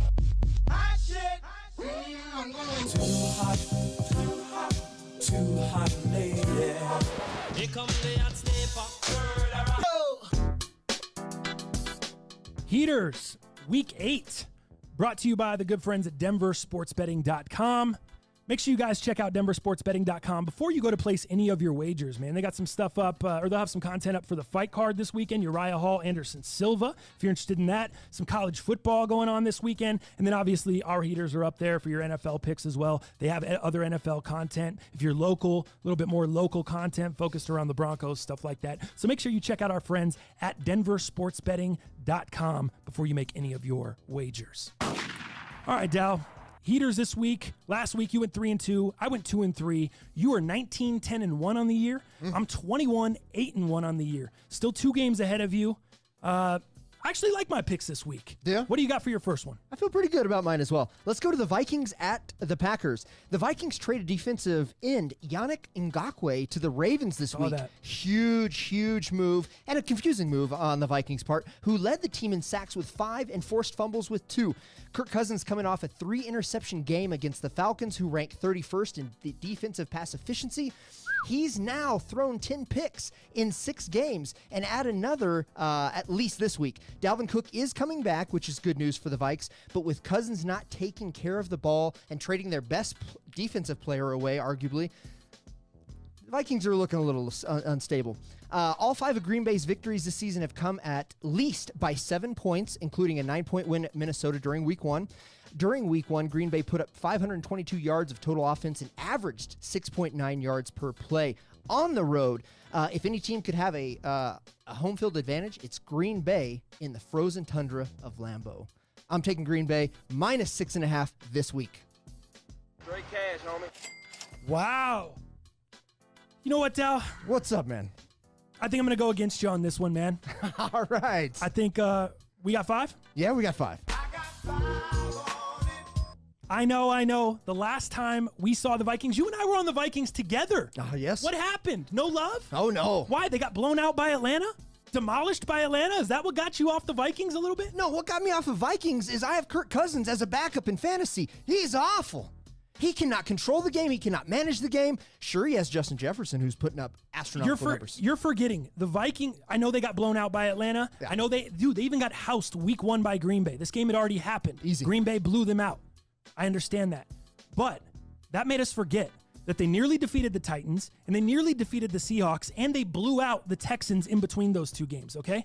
I know they've looked a little bit rough, but the Packers already smashed the Vikings in week 1, so the motivation might be a little bit low for them, especially factoring in that Green Bay might be looking forward to a huge Thursday night game with the 49ers this coming week. Possibility. I consider the Packers to be on the same level as Seattle, so I think there's a good chance that the Vikings could stay within striking distance, especially if David Bakhtiari is out again this week. Which is a possibility for sure. I did see that. I like Minnesota in a sneaky spot here. I'm going with the Vikings +7. Straight cash, homie. All right.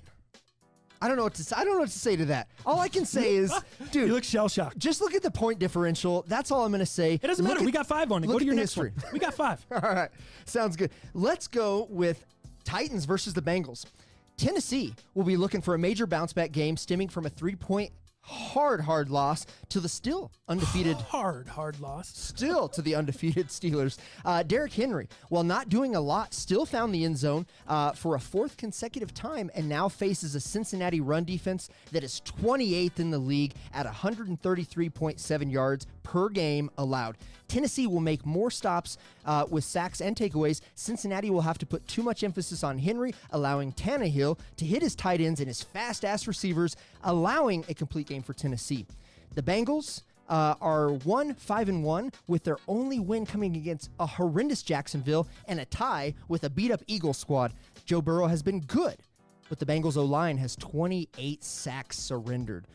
With 3 major injuries to their offensive line this week, including their center, which is still in concussion protocol, Mixon questionable with the foot, and cornerback William Jackson concussion protocol, does not look good. Tennessee -5.5. Straight cash, homie. Just writing that down here. Tennessee -5.5. All right. Bet on it. My next one up, Rams at Dolphins. This game here, I feel like the spread's way off because the Rams are overrated and the Dolphins are underrated. 100%. The Rams, I said this earlier, they're 5-2 because they beat up on the pathetic NFC East, including the awful Giants and terrible Cowboys. And then they beat the overrated Bears on Monday night.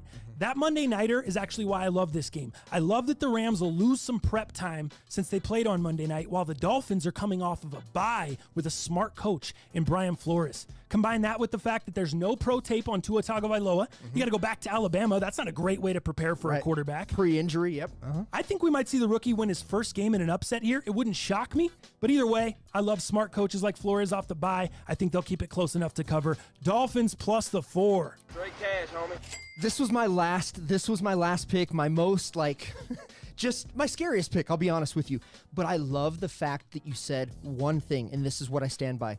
There is absolutely no tape on Tua. There is no answers. How do you plan for such a versatile college quarterback, one of the best of all time to do it in college? How do you plan for that in the NFL? How do you plan for a scheme? What do you do? And this is just too confusing for a Rams team that has had some good wins, but not some really decisive, putting them in a certain place or category of eliteness. I'm with you on this one. Dolphins. Straight cash, homie. We got agreement on that one. Yeah, man. Next up, I'm going to go Raiders at Browns with this game. I'm making this play hoping that the Raiders are down 2 offensive linemen again this week. They had the rookie out, or they had Trent Brown out, and then they had the damn it, I forgot what the other cat's name was. But the Browns' defensive front is tough, dude. You got to worry about Myles Garrett. That's a tough front over there. We saw the Raiders struggle to stop the pass rush last week against the Bucs, also another tough unit. Right. But on the other side of the ball, I think OBJ going down is really going to be a blessing for Baker Mayfield. He's been better without OBJ over his career, and I like the rapport he had last week with Higgins and the tight ends. Did you see Njoku caught a touchdown? He's kind of been disgruntled, but we talked about Harrison Bryant, the young cat stepping up with Austin Hooper out. I liked that there. Again, the public here is on the Raiders heavy. You guys know I love fading public dogs. The Raiders, public dog in this one. I'm going to go ahead and take the home team. I'm going to go with the Browns -3. I think this could be 2.5 by game time, but right now it's 3. Browns -3. Gotcha. Cash, homie. Love this, man.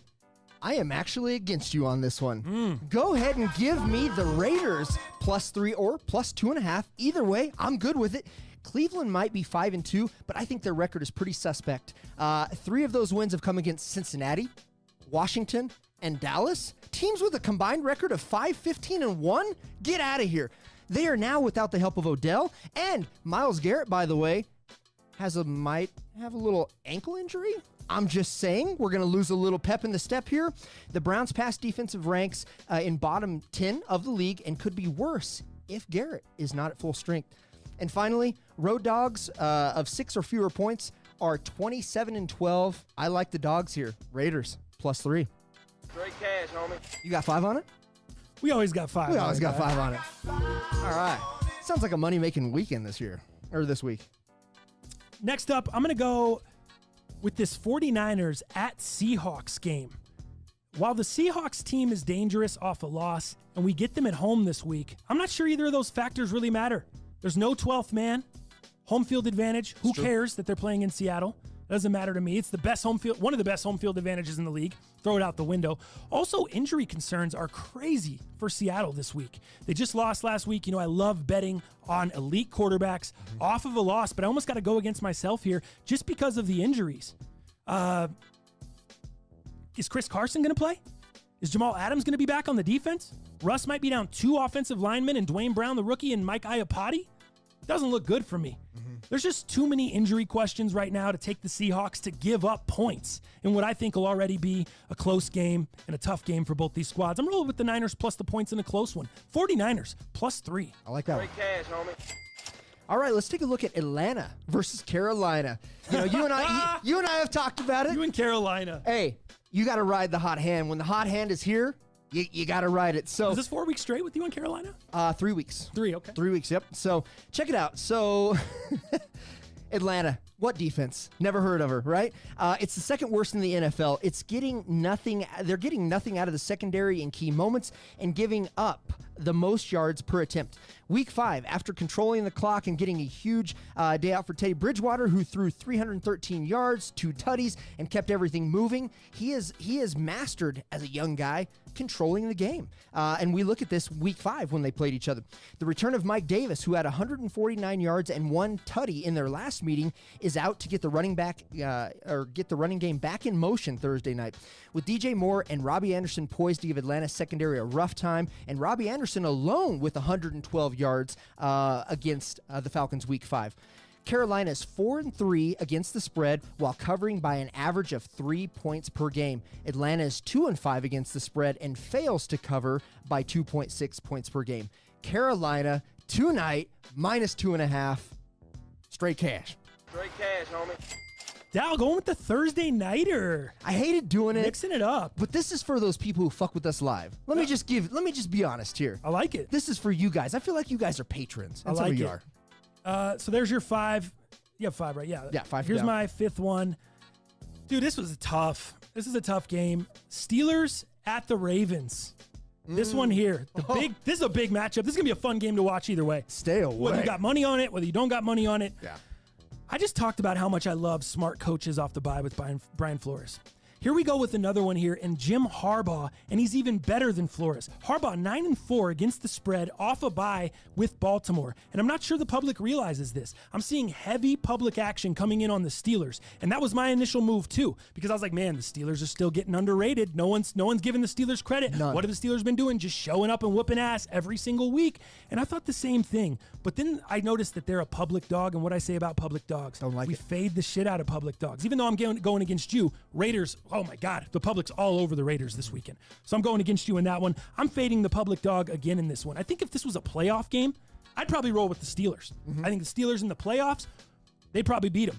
But this isn't a playoff game. Regular season Ravens. This is a regular season Ravens game. And you know the Ravens are the best regular season team, man. 100%. They just whoop everyone's ass in the regular season, then they get to the playoffs and they get shut down. Forget to play. Lamar rushes for 14 yards and throws and puts up 10 points. It's crazy. But anyway, this is regular season. This has regular season Ravens written all over it. I don't like the half we have to give up here.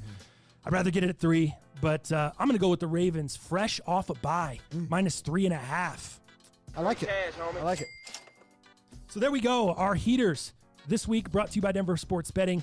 Let's recap. You got Dal and I together on the Dolphins +4. You've got Dal on Tennessee -5.5. The Raiders +3 against me. I have the Browns +3. Then he's got the Packers -7 against me. We're straight up on that one as well. I have the Vikings +7. Then he's got the Panthers -2.5. I also have, in addition to the Dolphins, Browns, and Vikings, the Ravens -3.5 and the 49ers +3. There are your Week 8 heaters brought to you by DenverSportsBetting.com. Should be a fun weekend. All right, man. I'm excited about that one. I like it. I think the games this week, I think there's some really good matchups. Man, that Pittsburgh-Baltimore game, I'm excited to see who's who. Yeah. Who's what. I feel like we're going to really see some stuff this week. Yeah. You know? You, Get rid of the underlining bullshit and see some stuff. The Tennessee game, that's interesting. I knew you were going to go with the Panthers. We never usually bet Thursday nighters. I know. But I had to. I mean, I've talked them up the last 2 casts. I have to roll with the hot hand. Had to go with them. I hate doing Thursday nights, though. I know. Stupid. That's how it goes. All right, let's just jump into sneakers, and then if we got some time, we'll hit. I got a couple.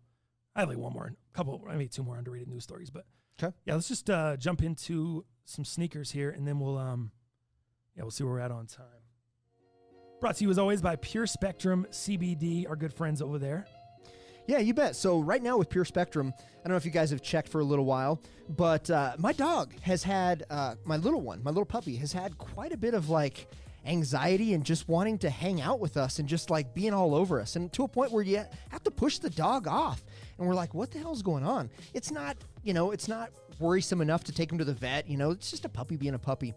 But what we've done here is Pure Spectrum CBD, they actually have oil for your dog that you can actually help with the anxiety, help with, when you leave, your house for a couple hours, the dog gets pretty anxious.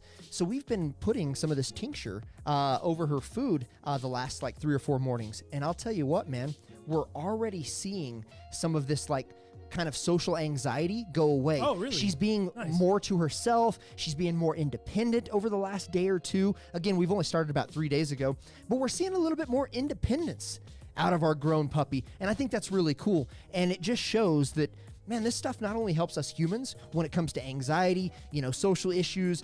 Fuck, we're living through a pandemic right now, guys. This is great stuff to really just kind of get your senses together and try to help your body just maturate as best it can. And we're also seeing it with dogs right now. So Pure Spectrum CBD.com.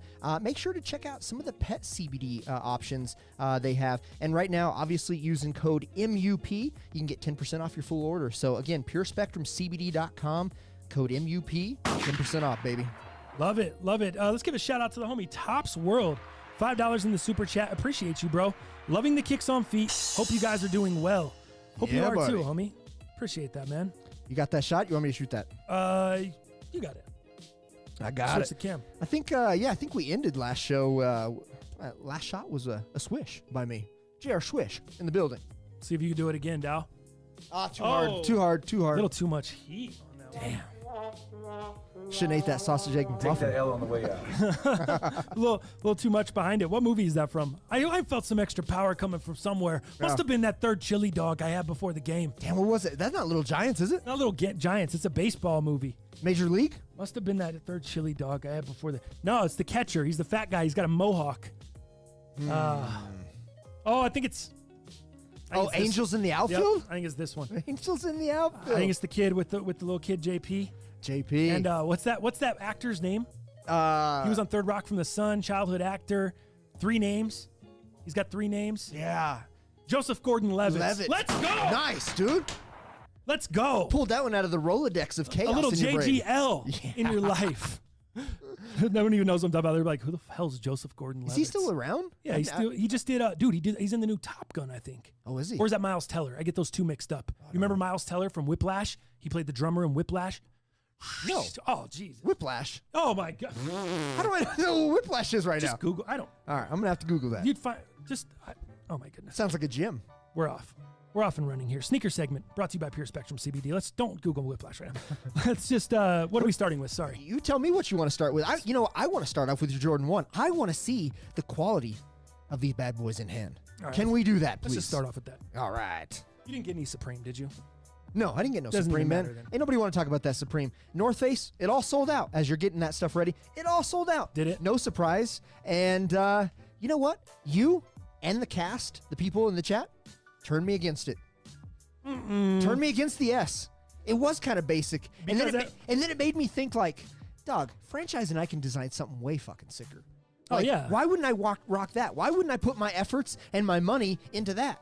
Yeah. And then all of a sudden, I just kind of talked myself out of it. I was going to get the mittens as a last resort. This morning, I was like, I'll get some mittens. I'm going to snowboard with some swag. But I'm just going to be snowboarding with big S's on my mittens. So I passed. Well, I'm sure your wallet will thank you. Yeah. And I'm sure your closet will thank you. Well, Being the I waste of space. saved $98 today, There you plus go. ship. There you go. So yeah, I saved a C note today. That's how you Straight do cash, it. homie. All right, man, pull these bitches out. Camera's on you. Let's see what you got. Here you go. I don't know. You want to see the one with or without the laces?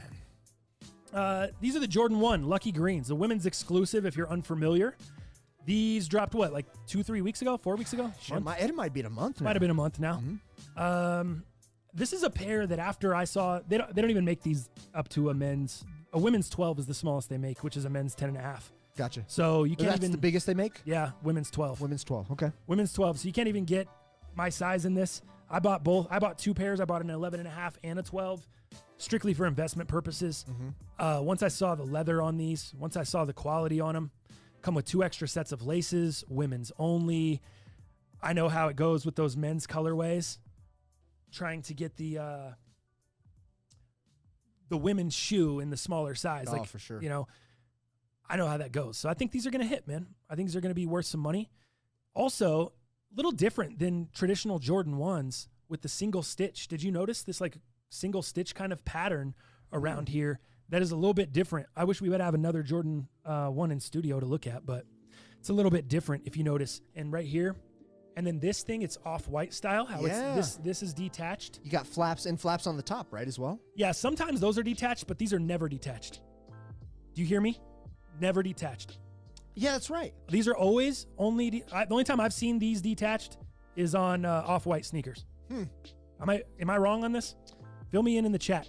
I don't remember ever seeing these detached. These all day. You see them on. There's multiple pairs. Rookie of the years, great pair. Rookies, but the rookies go back here. They do. The rookies go all because they the way show the back. accolades. They've got some info written on the inside. These ones are just a little bit up top, but this is kind of new here. So I think these are going to be not only a great Christmas shoe. I think this is going to be a great shoe people are going to want to have in their collection because of the leather quality. Leather quality is just silly on them. What do you think of it? So, you know, I love the leather quality. I think it is awesome, man. It is great in hand. But, like, they're called Lucky Green. And for me, I'm like, well, what's the story behind it? Why should I want this shoe besides badass quality, i.e. investment purposes for you? Because you got a great eye. So I looked into it and I'm like, what does this shoe mean? What is it about? So this shoe is actually inspired by MJ's iconic 63-point playoff game in Boston in '86. And the cool thing about it here, I don't want to pull out the insole because it's your investment. No, you can. Go ahead. But dude, the insoles, go ahead. Yeah. Yeah. They're kind of loose. They're good. So this insole is set I already pulled them out. to resemble the hardwood court of Boston, which is super sick. So as it kind of brings back this iconic moment for Jordan, Cut to your as it brings back this iconic moment for Jordan having the 63-point game in Boston, and then you have obviously the Boston Garden Court right here, which is to resemble it. I think that is pretty cool. So we talk about story. That's huge for me. This new kind of fearless box that they're doing for a lot of the women's pairs, it's cool. I like it. It looks nice in my collection. It's a beautiful box. That being said, you match a great story with great quality, you got a fucking great shoe. Right. I think this was probably one of your better investments shoe-wise that I think that you've made this year. Thank you. I think this will do really well. Thank and you. having that women's where you know there's not as many pairs made, and then the quality, man, they've been doing some good pairs and also quality pairs for the women this year. So shout out to the women. This pair is pretty sick, and it's very Christmassy. I could see this pair going up in value just around Christmas. Around the holidays. Because of the decor in which it has. That's another thing about the women's pairs is when they stop making them at a size 12. That's why I think you're going to see the NC to Chicago's. The resale cost rise on those is going to be a slower rise because they did make bigger sizes. There were a lot. These ones, they did not make the bigger sizes. Not a lot of pairs. People like me, people like Philly Mayer, we can't even wear the shoe if we wanted to. They just don't make it in our size. So I think it makes it that much more coveted for the guys, especially for the men that can wear the shoe, because you're not going to see a lot of men wearing this shoe. Right. Reminds me of the song by 50 Cent. Mini men. Mini men. Why? I don't know. Just when you said mini men. Mini men. Okay. But yeah, no, that's a great shoe, man. I really like it. Are you jealous that you can't wear this shoe? That you can't get a pair for yourself? I like the pine greens a lot, the 1.0. Yeah, not the 2.0s.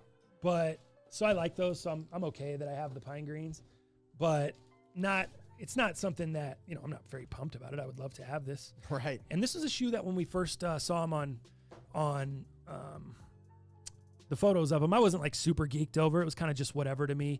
I didn't really care too much. Didn't care about the Red Wings logo. Now I love the Red Wings logo. Mm-hmm. I love the patent leather swoosh.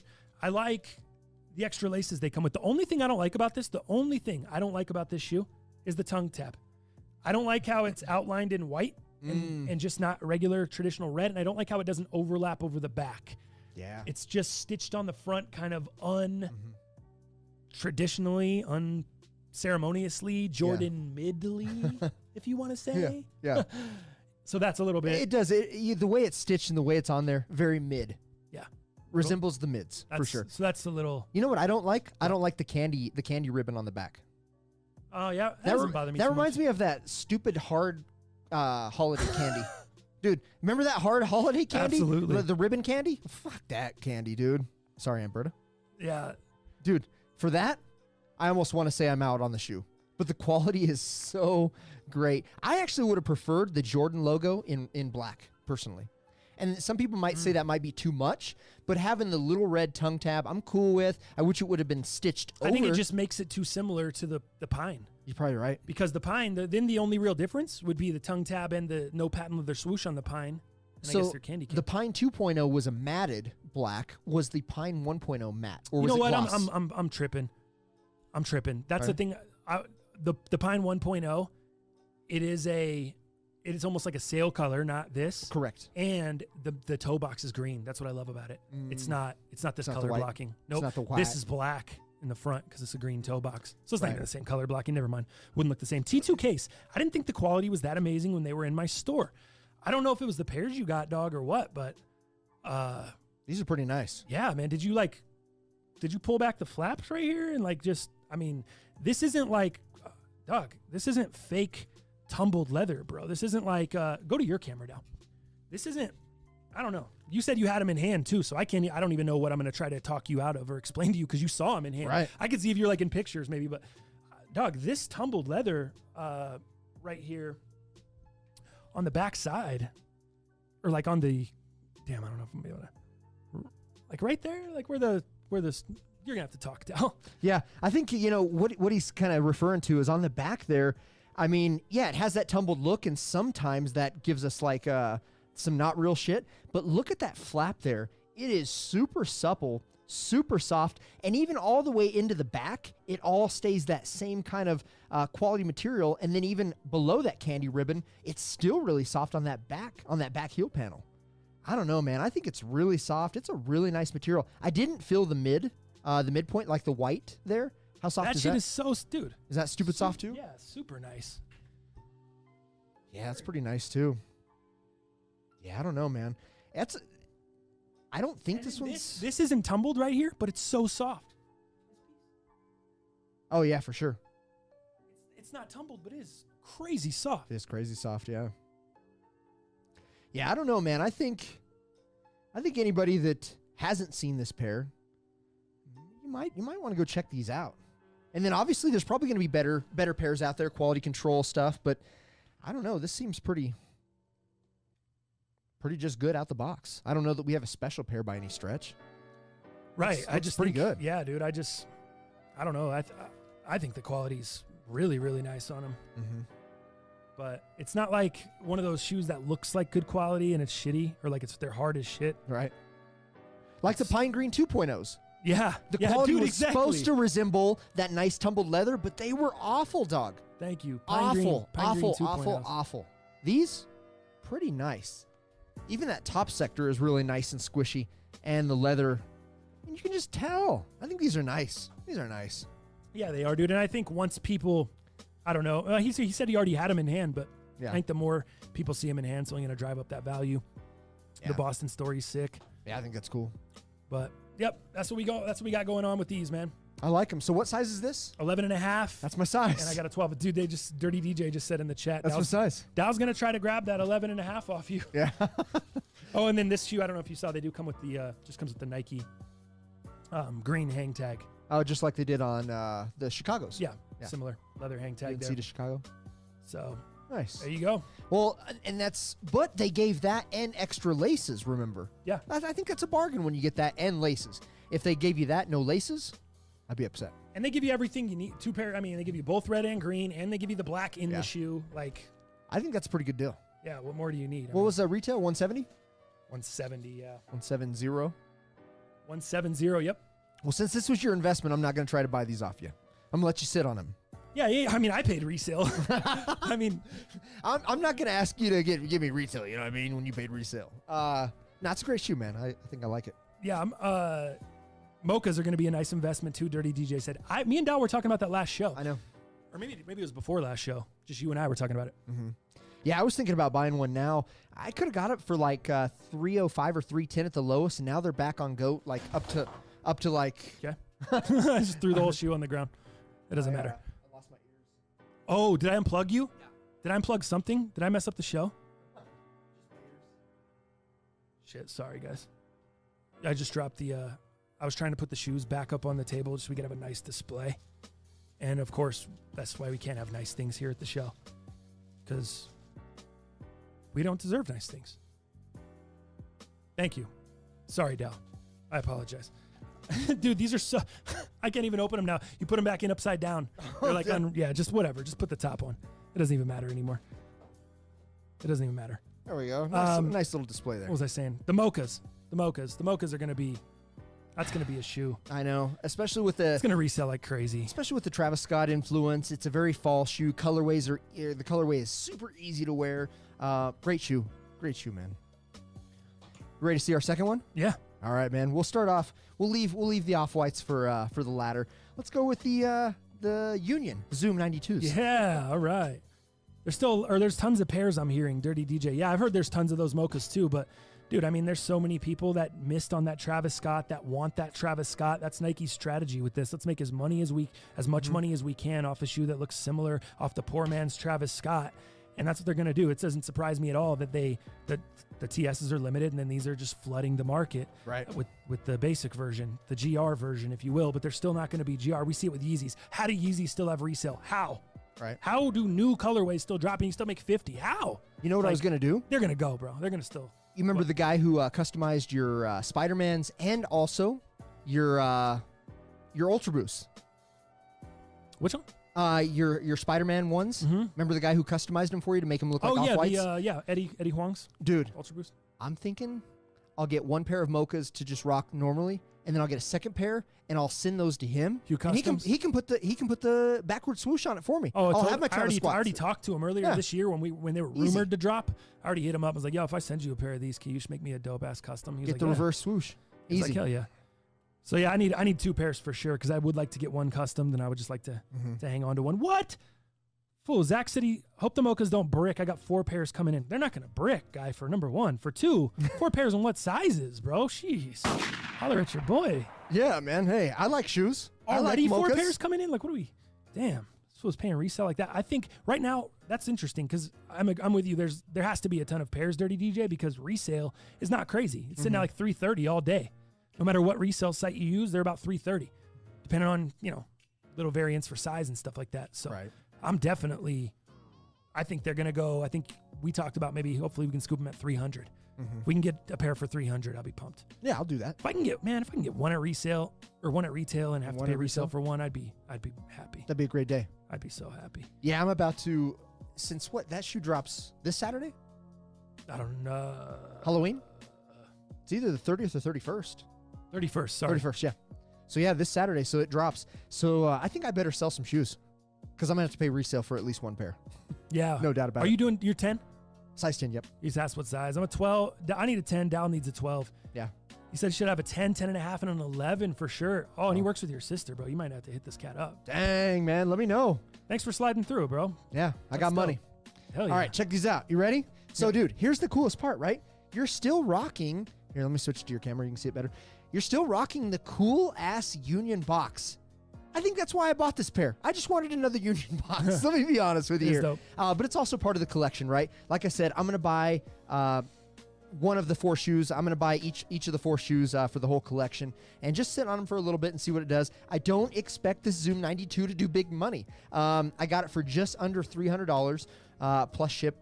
So, for me to complete the collection, there wasn't a lot of money out that I had to put out to have this in the collection. So I thought it was cool. But that being said, does it resemble a Team Jordan a little bit? Oh, it still comes with the paper too. Still I'm comes kind with of sad sick about that.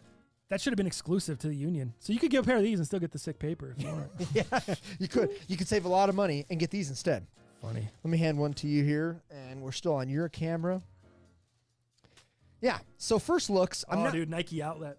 Oh, that is such a Nike outlet. This is smell. the Nike outlet the smelling maximum joints. Nike outlet smell. When you walk in, this is it. Wow. That smells just like it. Oh, man. John King would be at home right now. Is this Nike outlet or is this just for feet? Remember that place? Yeah. Oh, man. Throwback. Yeah, just Throwback. for feet. Throwback, bro. Man, am I at DSW? What's up? Oh, these are. Woo! They're nice. When I smell those, bro, that's. Damn. That is good shit. That's hilarious, dog. All right. Hilarious. Anyway, sorry, keep interrupting. All right, so these are kind of just a mishmash of just all kinds of different shoes, right? You see on the front, that toe box, don't tell me that's not Jordan 7. Oh, it absolutely That's is. Jordan 7 all day. Look at that, baby. Switch to your camera. So I think that's pretty cool to have some of those things. Like, again, it takes you back to Team Jordan. It takes you back to some of the Jordan futures and what is it? Not the Spike Lees, but the Spizikes. Where they where they kind of mishmash. Yeah. And there's a lot of people that don't like that, especially like the old heads, the purists. I thought you didn't like mashups. I really didn't. You used to hate mashups and mids. I know, right? And we're gonna put Michael Jordan's Olympic number on the back. Like, what? Whoa. How does that make sense? I don't understand. I'm confused. But there are so many aspects of the Jordan 7 silhouette in this. Obviously, from the back with the Jordan, his number 9. You got the toe box that's Jordan 7.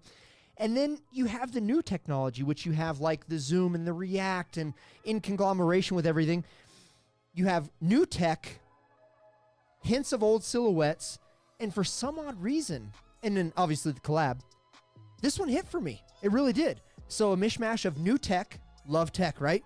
I love the story of what Union did with this whole Jordan collab. So as a collector, I think it's great. The tech is great. And then looking like one of my favorite silhouettes, the Jordan 7. This hits for me. And if I played basketball, if I ever played basketball, I think this would be a great ball shoe. Look at that bottom. Look at that outsole. Tell me you're not getting mass traction with that. That is a basketball shoe, dog, if I've never seen one. And look at that zoom in the forefront. Whoo! Them zoom packets. Those zoom, them zoom pockets there. Zoom pockets are crazy. Zumba. You get Zumba'd with that. So, no, I think it's really cool, man. I'm really happy to have it again. More for the collection standpoint, but I don't know. It's like a LeBron with technology, but it's not a bulky, heavy LeBron shoe. Yeah. So I think it's kind of like the best of both worlds. And it's not a low. It's almost like a mid. So it's not a high. It's not a low. It's kind of a mid. I think this would be a great performance shoe. Great performance shoe. The one thing I don't like is the tongue. I think they could have done a better tongue. The tongue is boring, stale, stagnant. I think they could have done a lot better job with that tongue. Like, why couldn't they put a Jordan 7 tongue in there? Fuck, it's almost a Jordan 7. Put a Jordan 7 tongue in there. It would have been better. It's like a tongue they used to put on like some mellows or something. Yeah, dude. They went mellow with the tongue for sure. Mellow tongue. Yeah. I would have went with the 7 tongue. A 7 tongue would have brought this whole thing back together a lot better, in my opinion. What do you think John King thinks of these? John King thinks these shits are whack. Sell them things now, he said. Oh, sure. Says the guy who's wearing his Trophy Room 5s. I would have sold those. These aren't worth selling. They're worth no value. Trophy Rooms, I would have sold the shit out of, John. You missed the boat on that one, dog. Stop playing. Stop playing. Leave my outlet shoes alone and sell your fucking Trophy Rooms because they're worth bank, dog. He said I could smell them from here. These ones. Dog, I can't stop smelling them. It They really smell reminds great. me of like the outlet. Like It does. I'm about to go get some pickups, man. I know. Carrying those orange outlet bags. Hilarious. That's what it smells like. Oh my gosh, hilarious. So funny. So you have no love for these either, right? No. No meaning to Those you, aren't for nothing. me. Mm-mm. Gotcha. I'm not trying to get the whole Union collection. I'm not trying. What about the box with the nice paper? It's nice, but not nice enough. No. I'm into complete packages now. Yeah. If I'm going like, shoes got to be sexy, stories got to be good. Number one's the shoes. The box and all that stuff is extra for me. Number one is the shoes. If I can, like these, they didn't come with these blazers I have on. They didn't come with a great box. Yeah, no box. Yeah. They're just, they're just. You whatever. can almost buy those at the outlet store with no box, right? Or half box. Yeah, they're just whatever. So, yeah, it's not for me.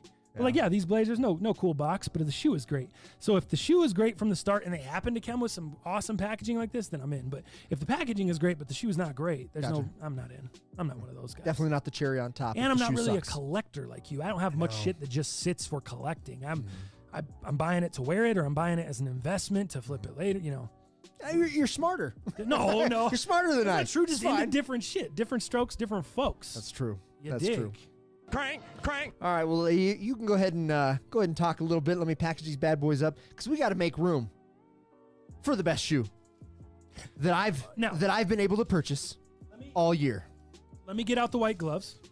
Also, good, thank you. Let me yeah, I forgot the white gloves on my own shoe, and I'm selling them. It's an investment. Don't use the white gloves, but I'm gonna bust out the white gloves for Dallas's shoe that I don't even know. Are you selling these? Are you keeping these? What are you doing with these? So far, unless. They don't go for a lot of money even right now, and people don't have their pairs from the drop today, obviously. So for now, yes, I'm going to say they're for the toe. I'm going to keep them. I'm going to wait to wear them for at least a week or so just to see, because, man, they will go up in price. We saw the first gens, the black ones. They're about a G now, and they were right around that 600, 650, 700 for a long time, then wait to 800, then clear to G. So these will do the same thing. They're not as wearable, but getting a pair exclusive access at retail before anybody else did, I got to keep them just for that. It's principle. Really? And, we might even say principalities. I got to keep them. Really? So far. Are you wearing, though? I'm going to wait a week or two just to kind of see what, because if there's money to be made, I should probably make a little money. So what did you do? So everything you just said is out the window. Well, if it goes to 1,000 for some godforsaken reason in 2 weeks, them anymore. I can't keep them. But if there's time that's going to rise, I'd rather just enjoy them. You think these will go to 1,000? Eventually. How long will that take? It might a holiday. You might see them around December. Oh, in 2 months? In the holidays, yeah. I think it took the blacks 2 to 3 months. Do you know what they're at right now? 740s, 750s. So, John King in all caps, do not wear those. Do not wear those. But you wore the trophy room 5s. You don't want Dal to wear these 5s? Yeah, but you get to wear the Dal trophy room 5s. can't wear the off-room 5s. You can wear the trophy room 5s? I don't understand. That's not. Dal wants to wear some cool shoes. He can't wear these ones, John? Dal, I'm right with you on my Union 4s. I feel like the shoe gods blessed me with them, so I need to wear them. Yeah. Dirty DJ. Oh, Dirty DJ. It's a good outlook. That's like my best friend. I like that guy. Look at this. Your standard. Oh. Off-white. Swiss cheese box. A little mouse cheese joint. Look at that. Boom. Bang, bang. Pretty cool. Bang, bang. Skeet, skeet, my friend. You got the white gloves?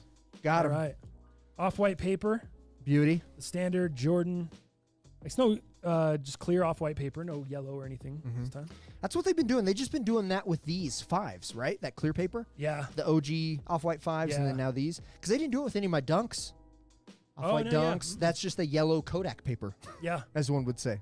I think I remember the off-white Jordan 1s had that paper too.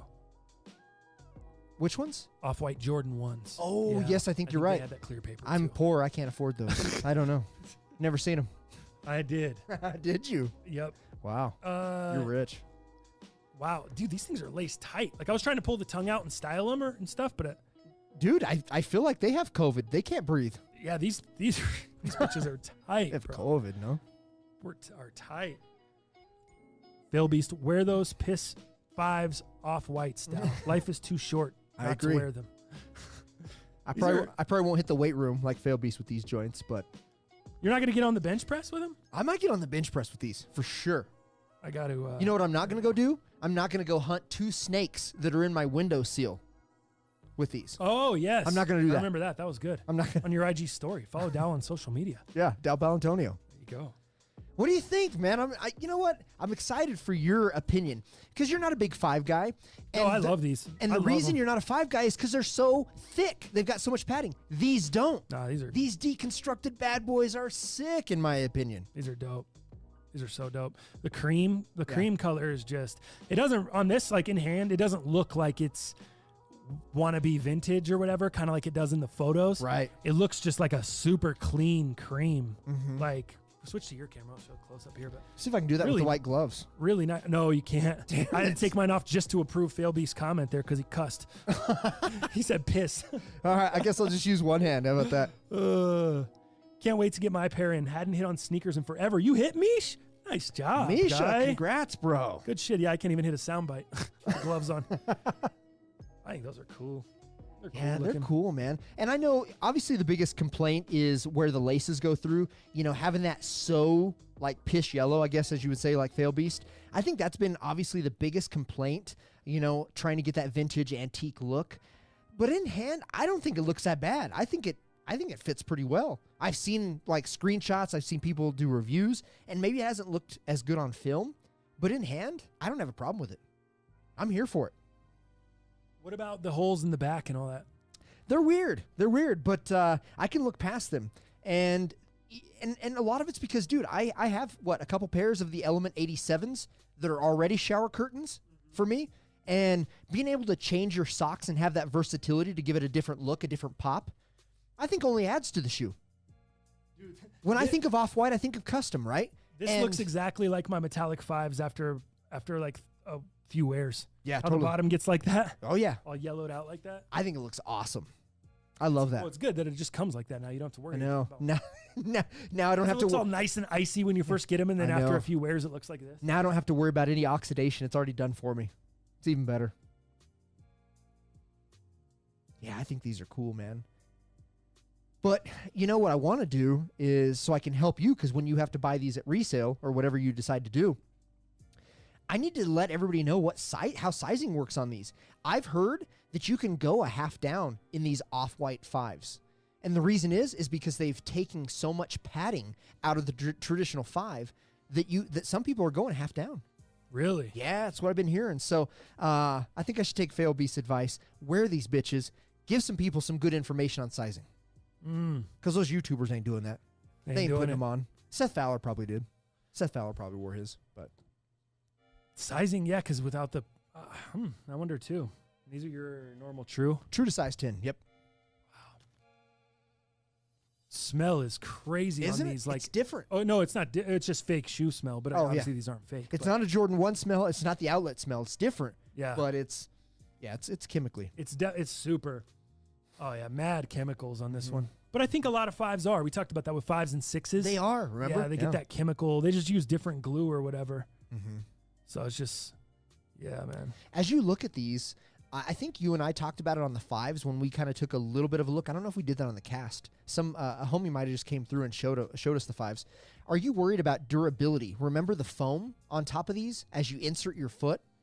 As you look at them now, are you worried about some of the... I forgot about that. Some of the, like, hey, is that going to last? Is that going to just fall apart eventually? Do you feel that way with this one? No, because the foam is only a very, very, it's not as, there was more foam exposed on that. It was sticking out farther above the stitching. Okay. This, it's very limited. It's kind of like the Blazer, the top of the Blazer tongue, those Off-White Blazers or Sakai's. I guess the shoes I have on, they started to do it with these tongues. Oh, for sure. The Blazers I have on. It's right next to the stitching. So it doesn't look like it's going to come apart as much. Kind of like come apart or disintegrate? Nah, not as bad. It looks different, too. It looks like they maybe learned their lesson. It looks like a different foam. Huh. From when I saw the Off-White ones, it looked different. That should look like bed mattress foam. You know like the stuff you roll out? You know, like the foams you roll out? It's like egg carton, little egg carton pattern on it. Right. That stuff, it looks like when it's new, and then a little bit after, it starts to fade like that. That's exactly what it feels like with the Off-White ones. This, it feels a little different. Something feels... Time will tell. Interesting. Time will tell. How's our connection, real quick? Seems good. Why? Okay. I just wondered here. Because I got a small error over here. I just want to make sure. Small error? Yeah, a small error. Yeah. No, everything looks good. Okay, good. Everything seems fine. My aunt said the red laces for sure. Really? Red laces in them. I might give it a shot. It seems like that might be a little loud. What are you for going me. with? Cream. Cream on what cream. it comes with, yeah. I like the white laces with the OG5s, or with the other, the previous model. I think white was the play, or black, but in this one, I'd stick with cream. I really would. Yeah, these are, dude, these are, you wear these one time, they're going to be trash. I know, it sucks. Dirt splashed up on the cream laces, dirt up onto the upper. How do you clean this upper? I'm with John King. You can't wear these shoes. It's an interesting material, though. I think you might be able to get away with it, though. I don't know. True. Maybe it just wipes off or something. Yeah. I guess it would. I mean, you beat the shit out of these. Yeah, the ketchup just dribbles off. Maybe. I guess you could spray a repellent on them, huh? That's what you probably had to do. Yeah. Just make them more But yeah, yellow. I mean, this isn't, fives are not, let's be real, they're not a great, like, a comfort shoe. Yeah. It's not a shoe you wear around all day. They're kind of tanky. True. I don't like to walk the mall in a pair of fives, that's for sure. For sure. Not my first choice. But dude, these are dope. These are dope. I don't know if you can wear them. I know. I mean, if it was a shoe like it didn't have it wasn't worth what it's worth or what it's gonna be worth, you'd be like, yeah, wear them. But someone like you, what are you gonna do? You're gonna burn these on a date night. You're gonna wear them one time or a date night, and you're gonna sell them. I know. That's not you. I don't want to do that. That's not you.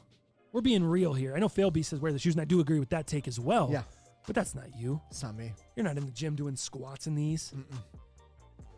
That's not your style, Dal. But it is my style in a way Worth a lot of money. Because every time I wear my shoes, I clean them after the wear. And this might be a shoe that earns that respect. That's true. You're way better at that. So then you than can I am. spin it that way as well. I don't know. You're way better at that. Yeah. Interesting stuff, man. Yeah. Very interesting. It's always that's the hard topic, right? When you hit on a really hyped shoe at retail, you're faced with this conundrum. Yeah. And it sucks it has to be this way because there's different levels of excitement, right? There's a first level of excitement like, oh my God, I got these shoes coming to me. And then it's the level of, all right, well now these are worth this much. Now I'm sitting on this much. Then it's, I can status, I can post these on my social media. I got these before other people, whatever the case may be. Right.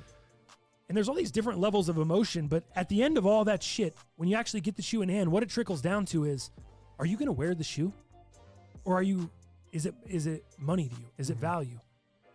And everyone has to make that decision at some point. There's some people, and for us it is tough, but I think there's some people where it's like a no-brainer at all. They don't even think twice about wearing the shoe. They're like, nope, selling it when I get it. Maybe holding on to it we're the problem. when we get it. No, but I think that's just the direction sneaker culture has gone, and I don't even know if you can call it sneaker culture anymore. Let's not call it sneaker culture. Because what we're talking about and what we're doing is sneaker culture. What is going on now is sneakers and bots. Is a business. We should just call it sneakers and bots. Sneakers and bots. The sneaker game should be changed to sneakers and bots. With tater tots. It shouldn't be called sneaker culture. It shouldn't be called the sneaker game. It should just be called sneakers and bots because that's what happens. And so some people are faced with that. The people that are in the culture are faced with the tough decision we're talking about right now. But then people that are not, they don't have any problem buying these and selling them right away and they're on to the next drop, or they don't have any problem buying them and sitting on them for a year and then selling them. And I'm not saying anyone's wrong, but there are different, it's not what it used to be. I feel like people, when you used to go line up at a shoe store to get shoes, I feel like everyone there was somewhat into shoes, or was into shoes at some amount, some level. Nobody was rolling up there. Nobody was just rolling up there to resell every pair. Like everyone was into some shoes at some point. And then when reselling kind of became a thing, it was you buy an extra so you could pay for your pair kind of thing. But it still wasn't like, but everyone was still into it. It just doesn't feel that way anymore. With the new game, sneakers and bots, it's just smart people that know how to, make money. That's what happens sometimes. Yeah, totally. And that's what's happened to our industry or our sneaker culture, unfortunately. Yeah, that's what it is. That's the Off-White 5s. You can go to the main cam. That's the issue that I have. That's why I don't want to touch anything because I have a connection issue. Check this out. What do you mean? Oh. So I don't want to touch anything. That's why I asked, is everything good? So maybe we should just wrap it up. Did we have anything else that we wanted to? No, there's not really, and we're almost at the 2-hour mark. So okay.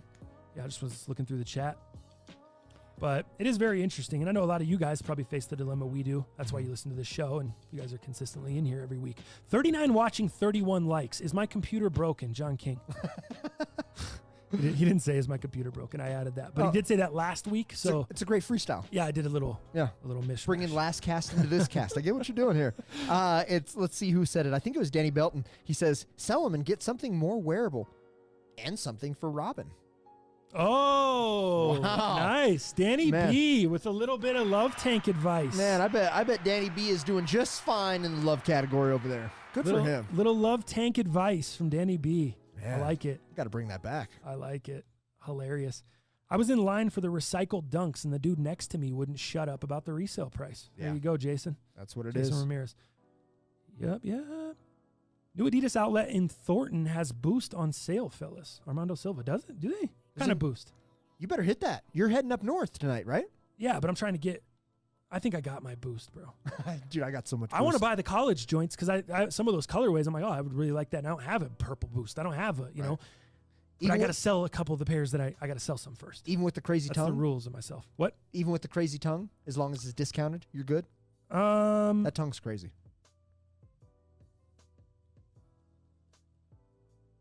I saw them on feet, and I'd rather have the colorway.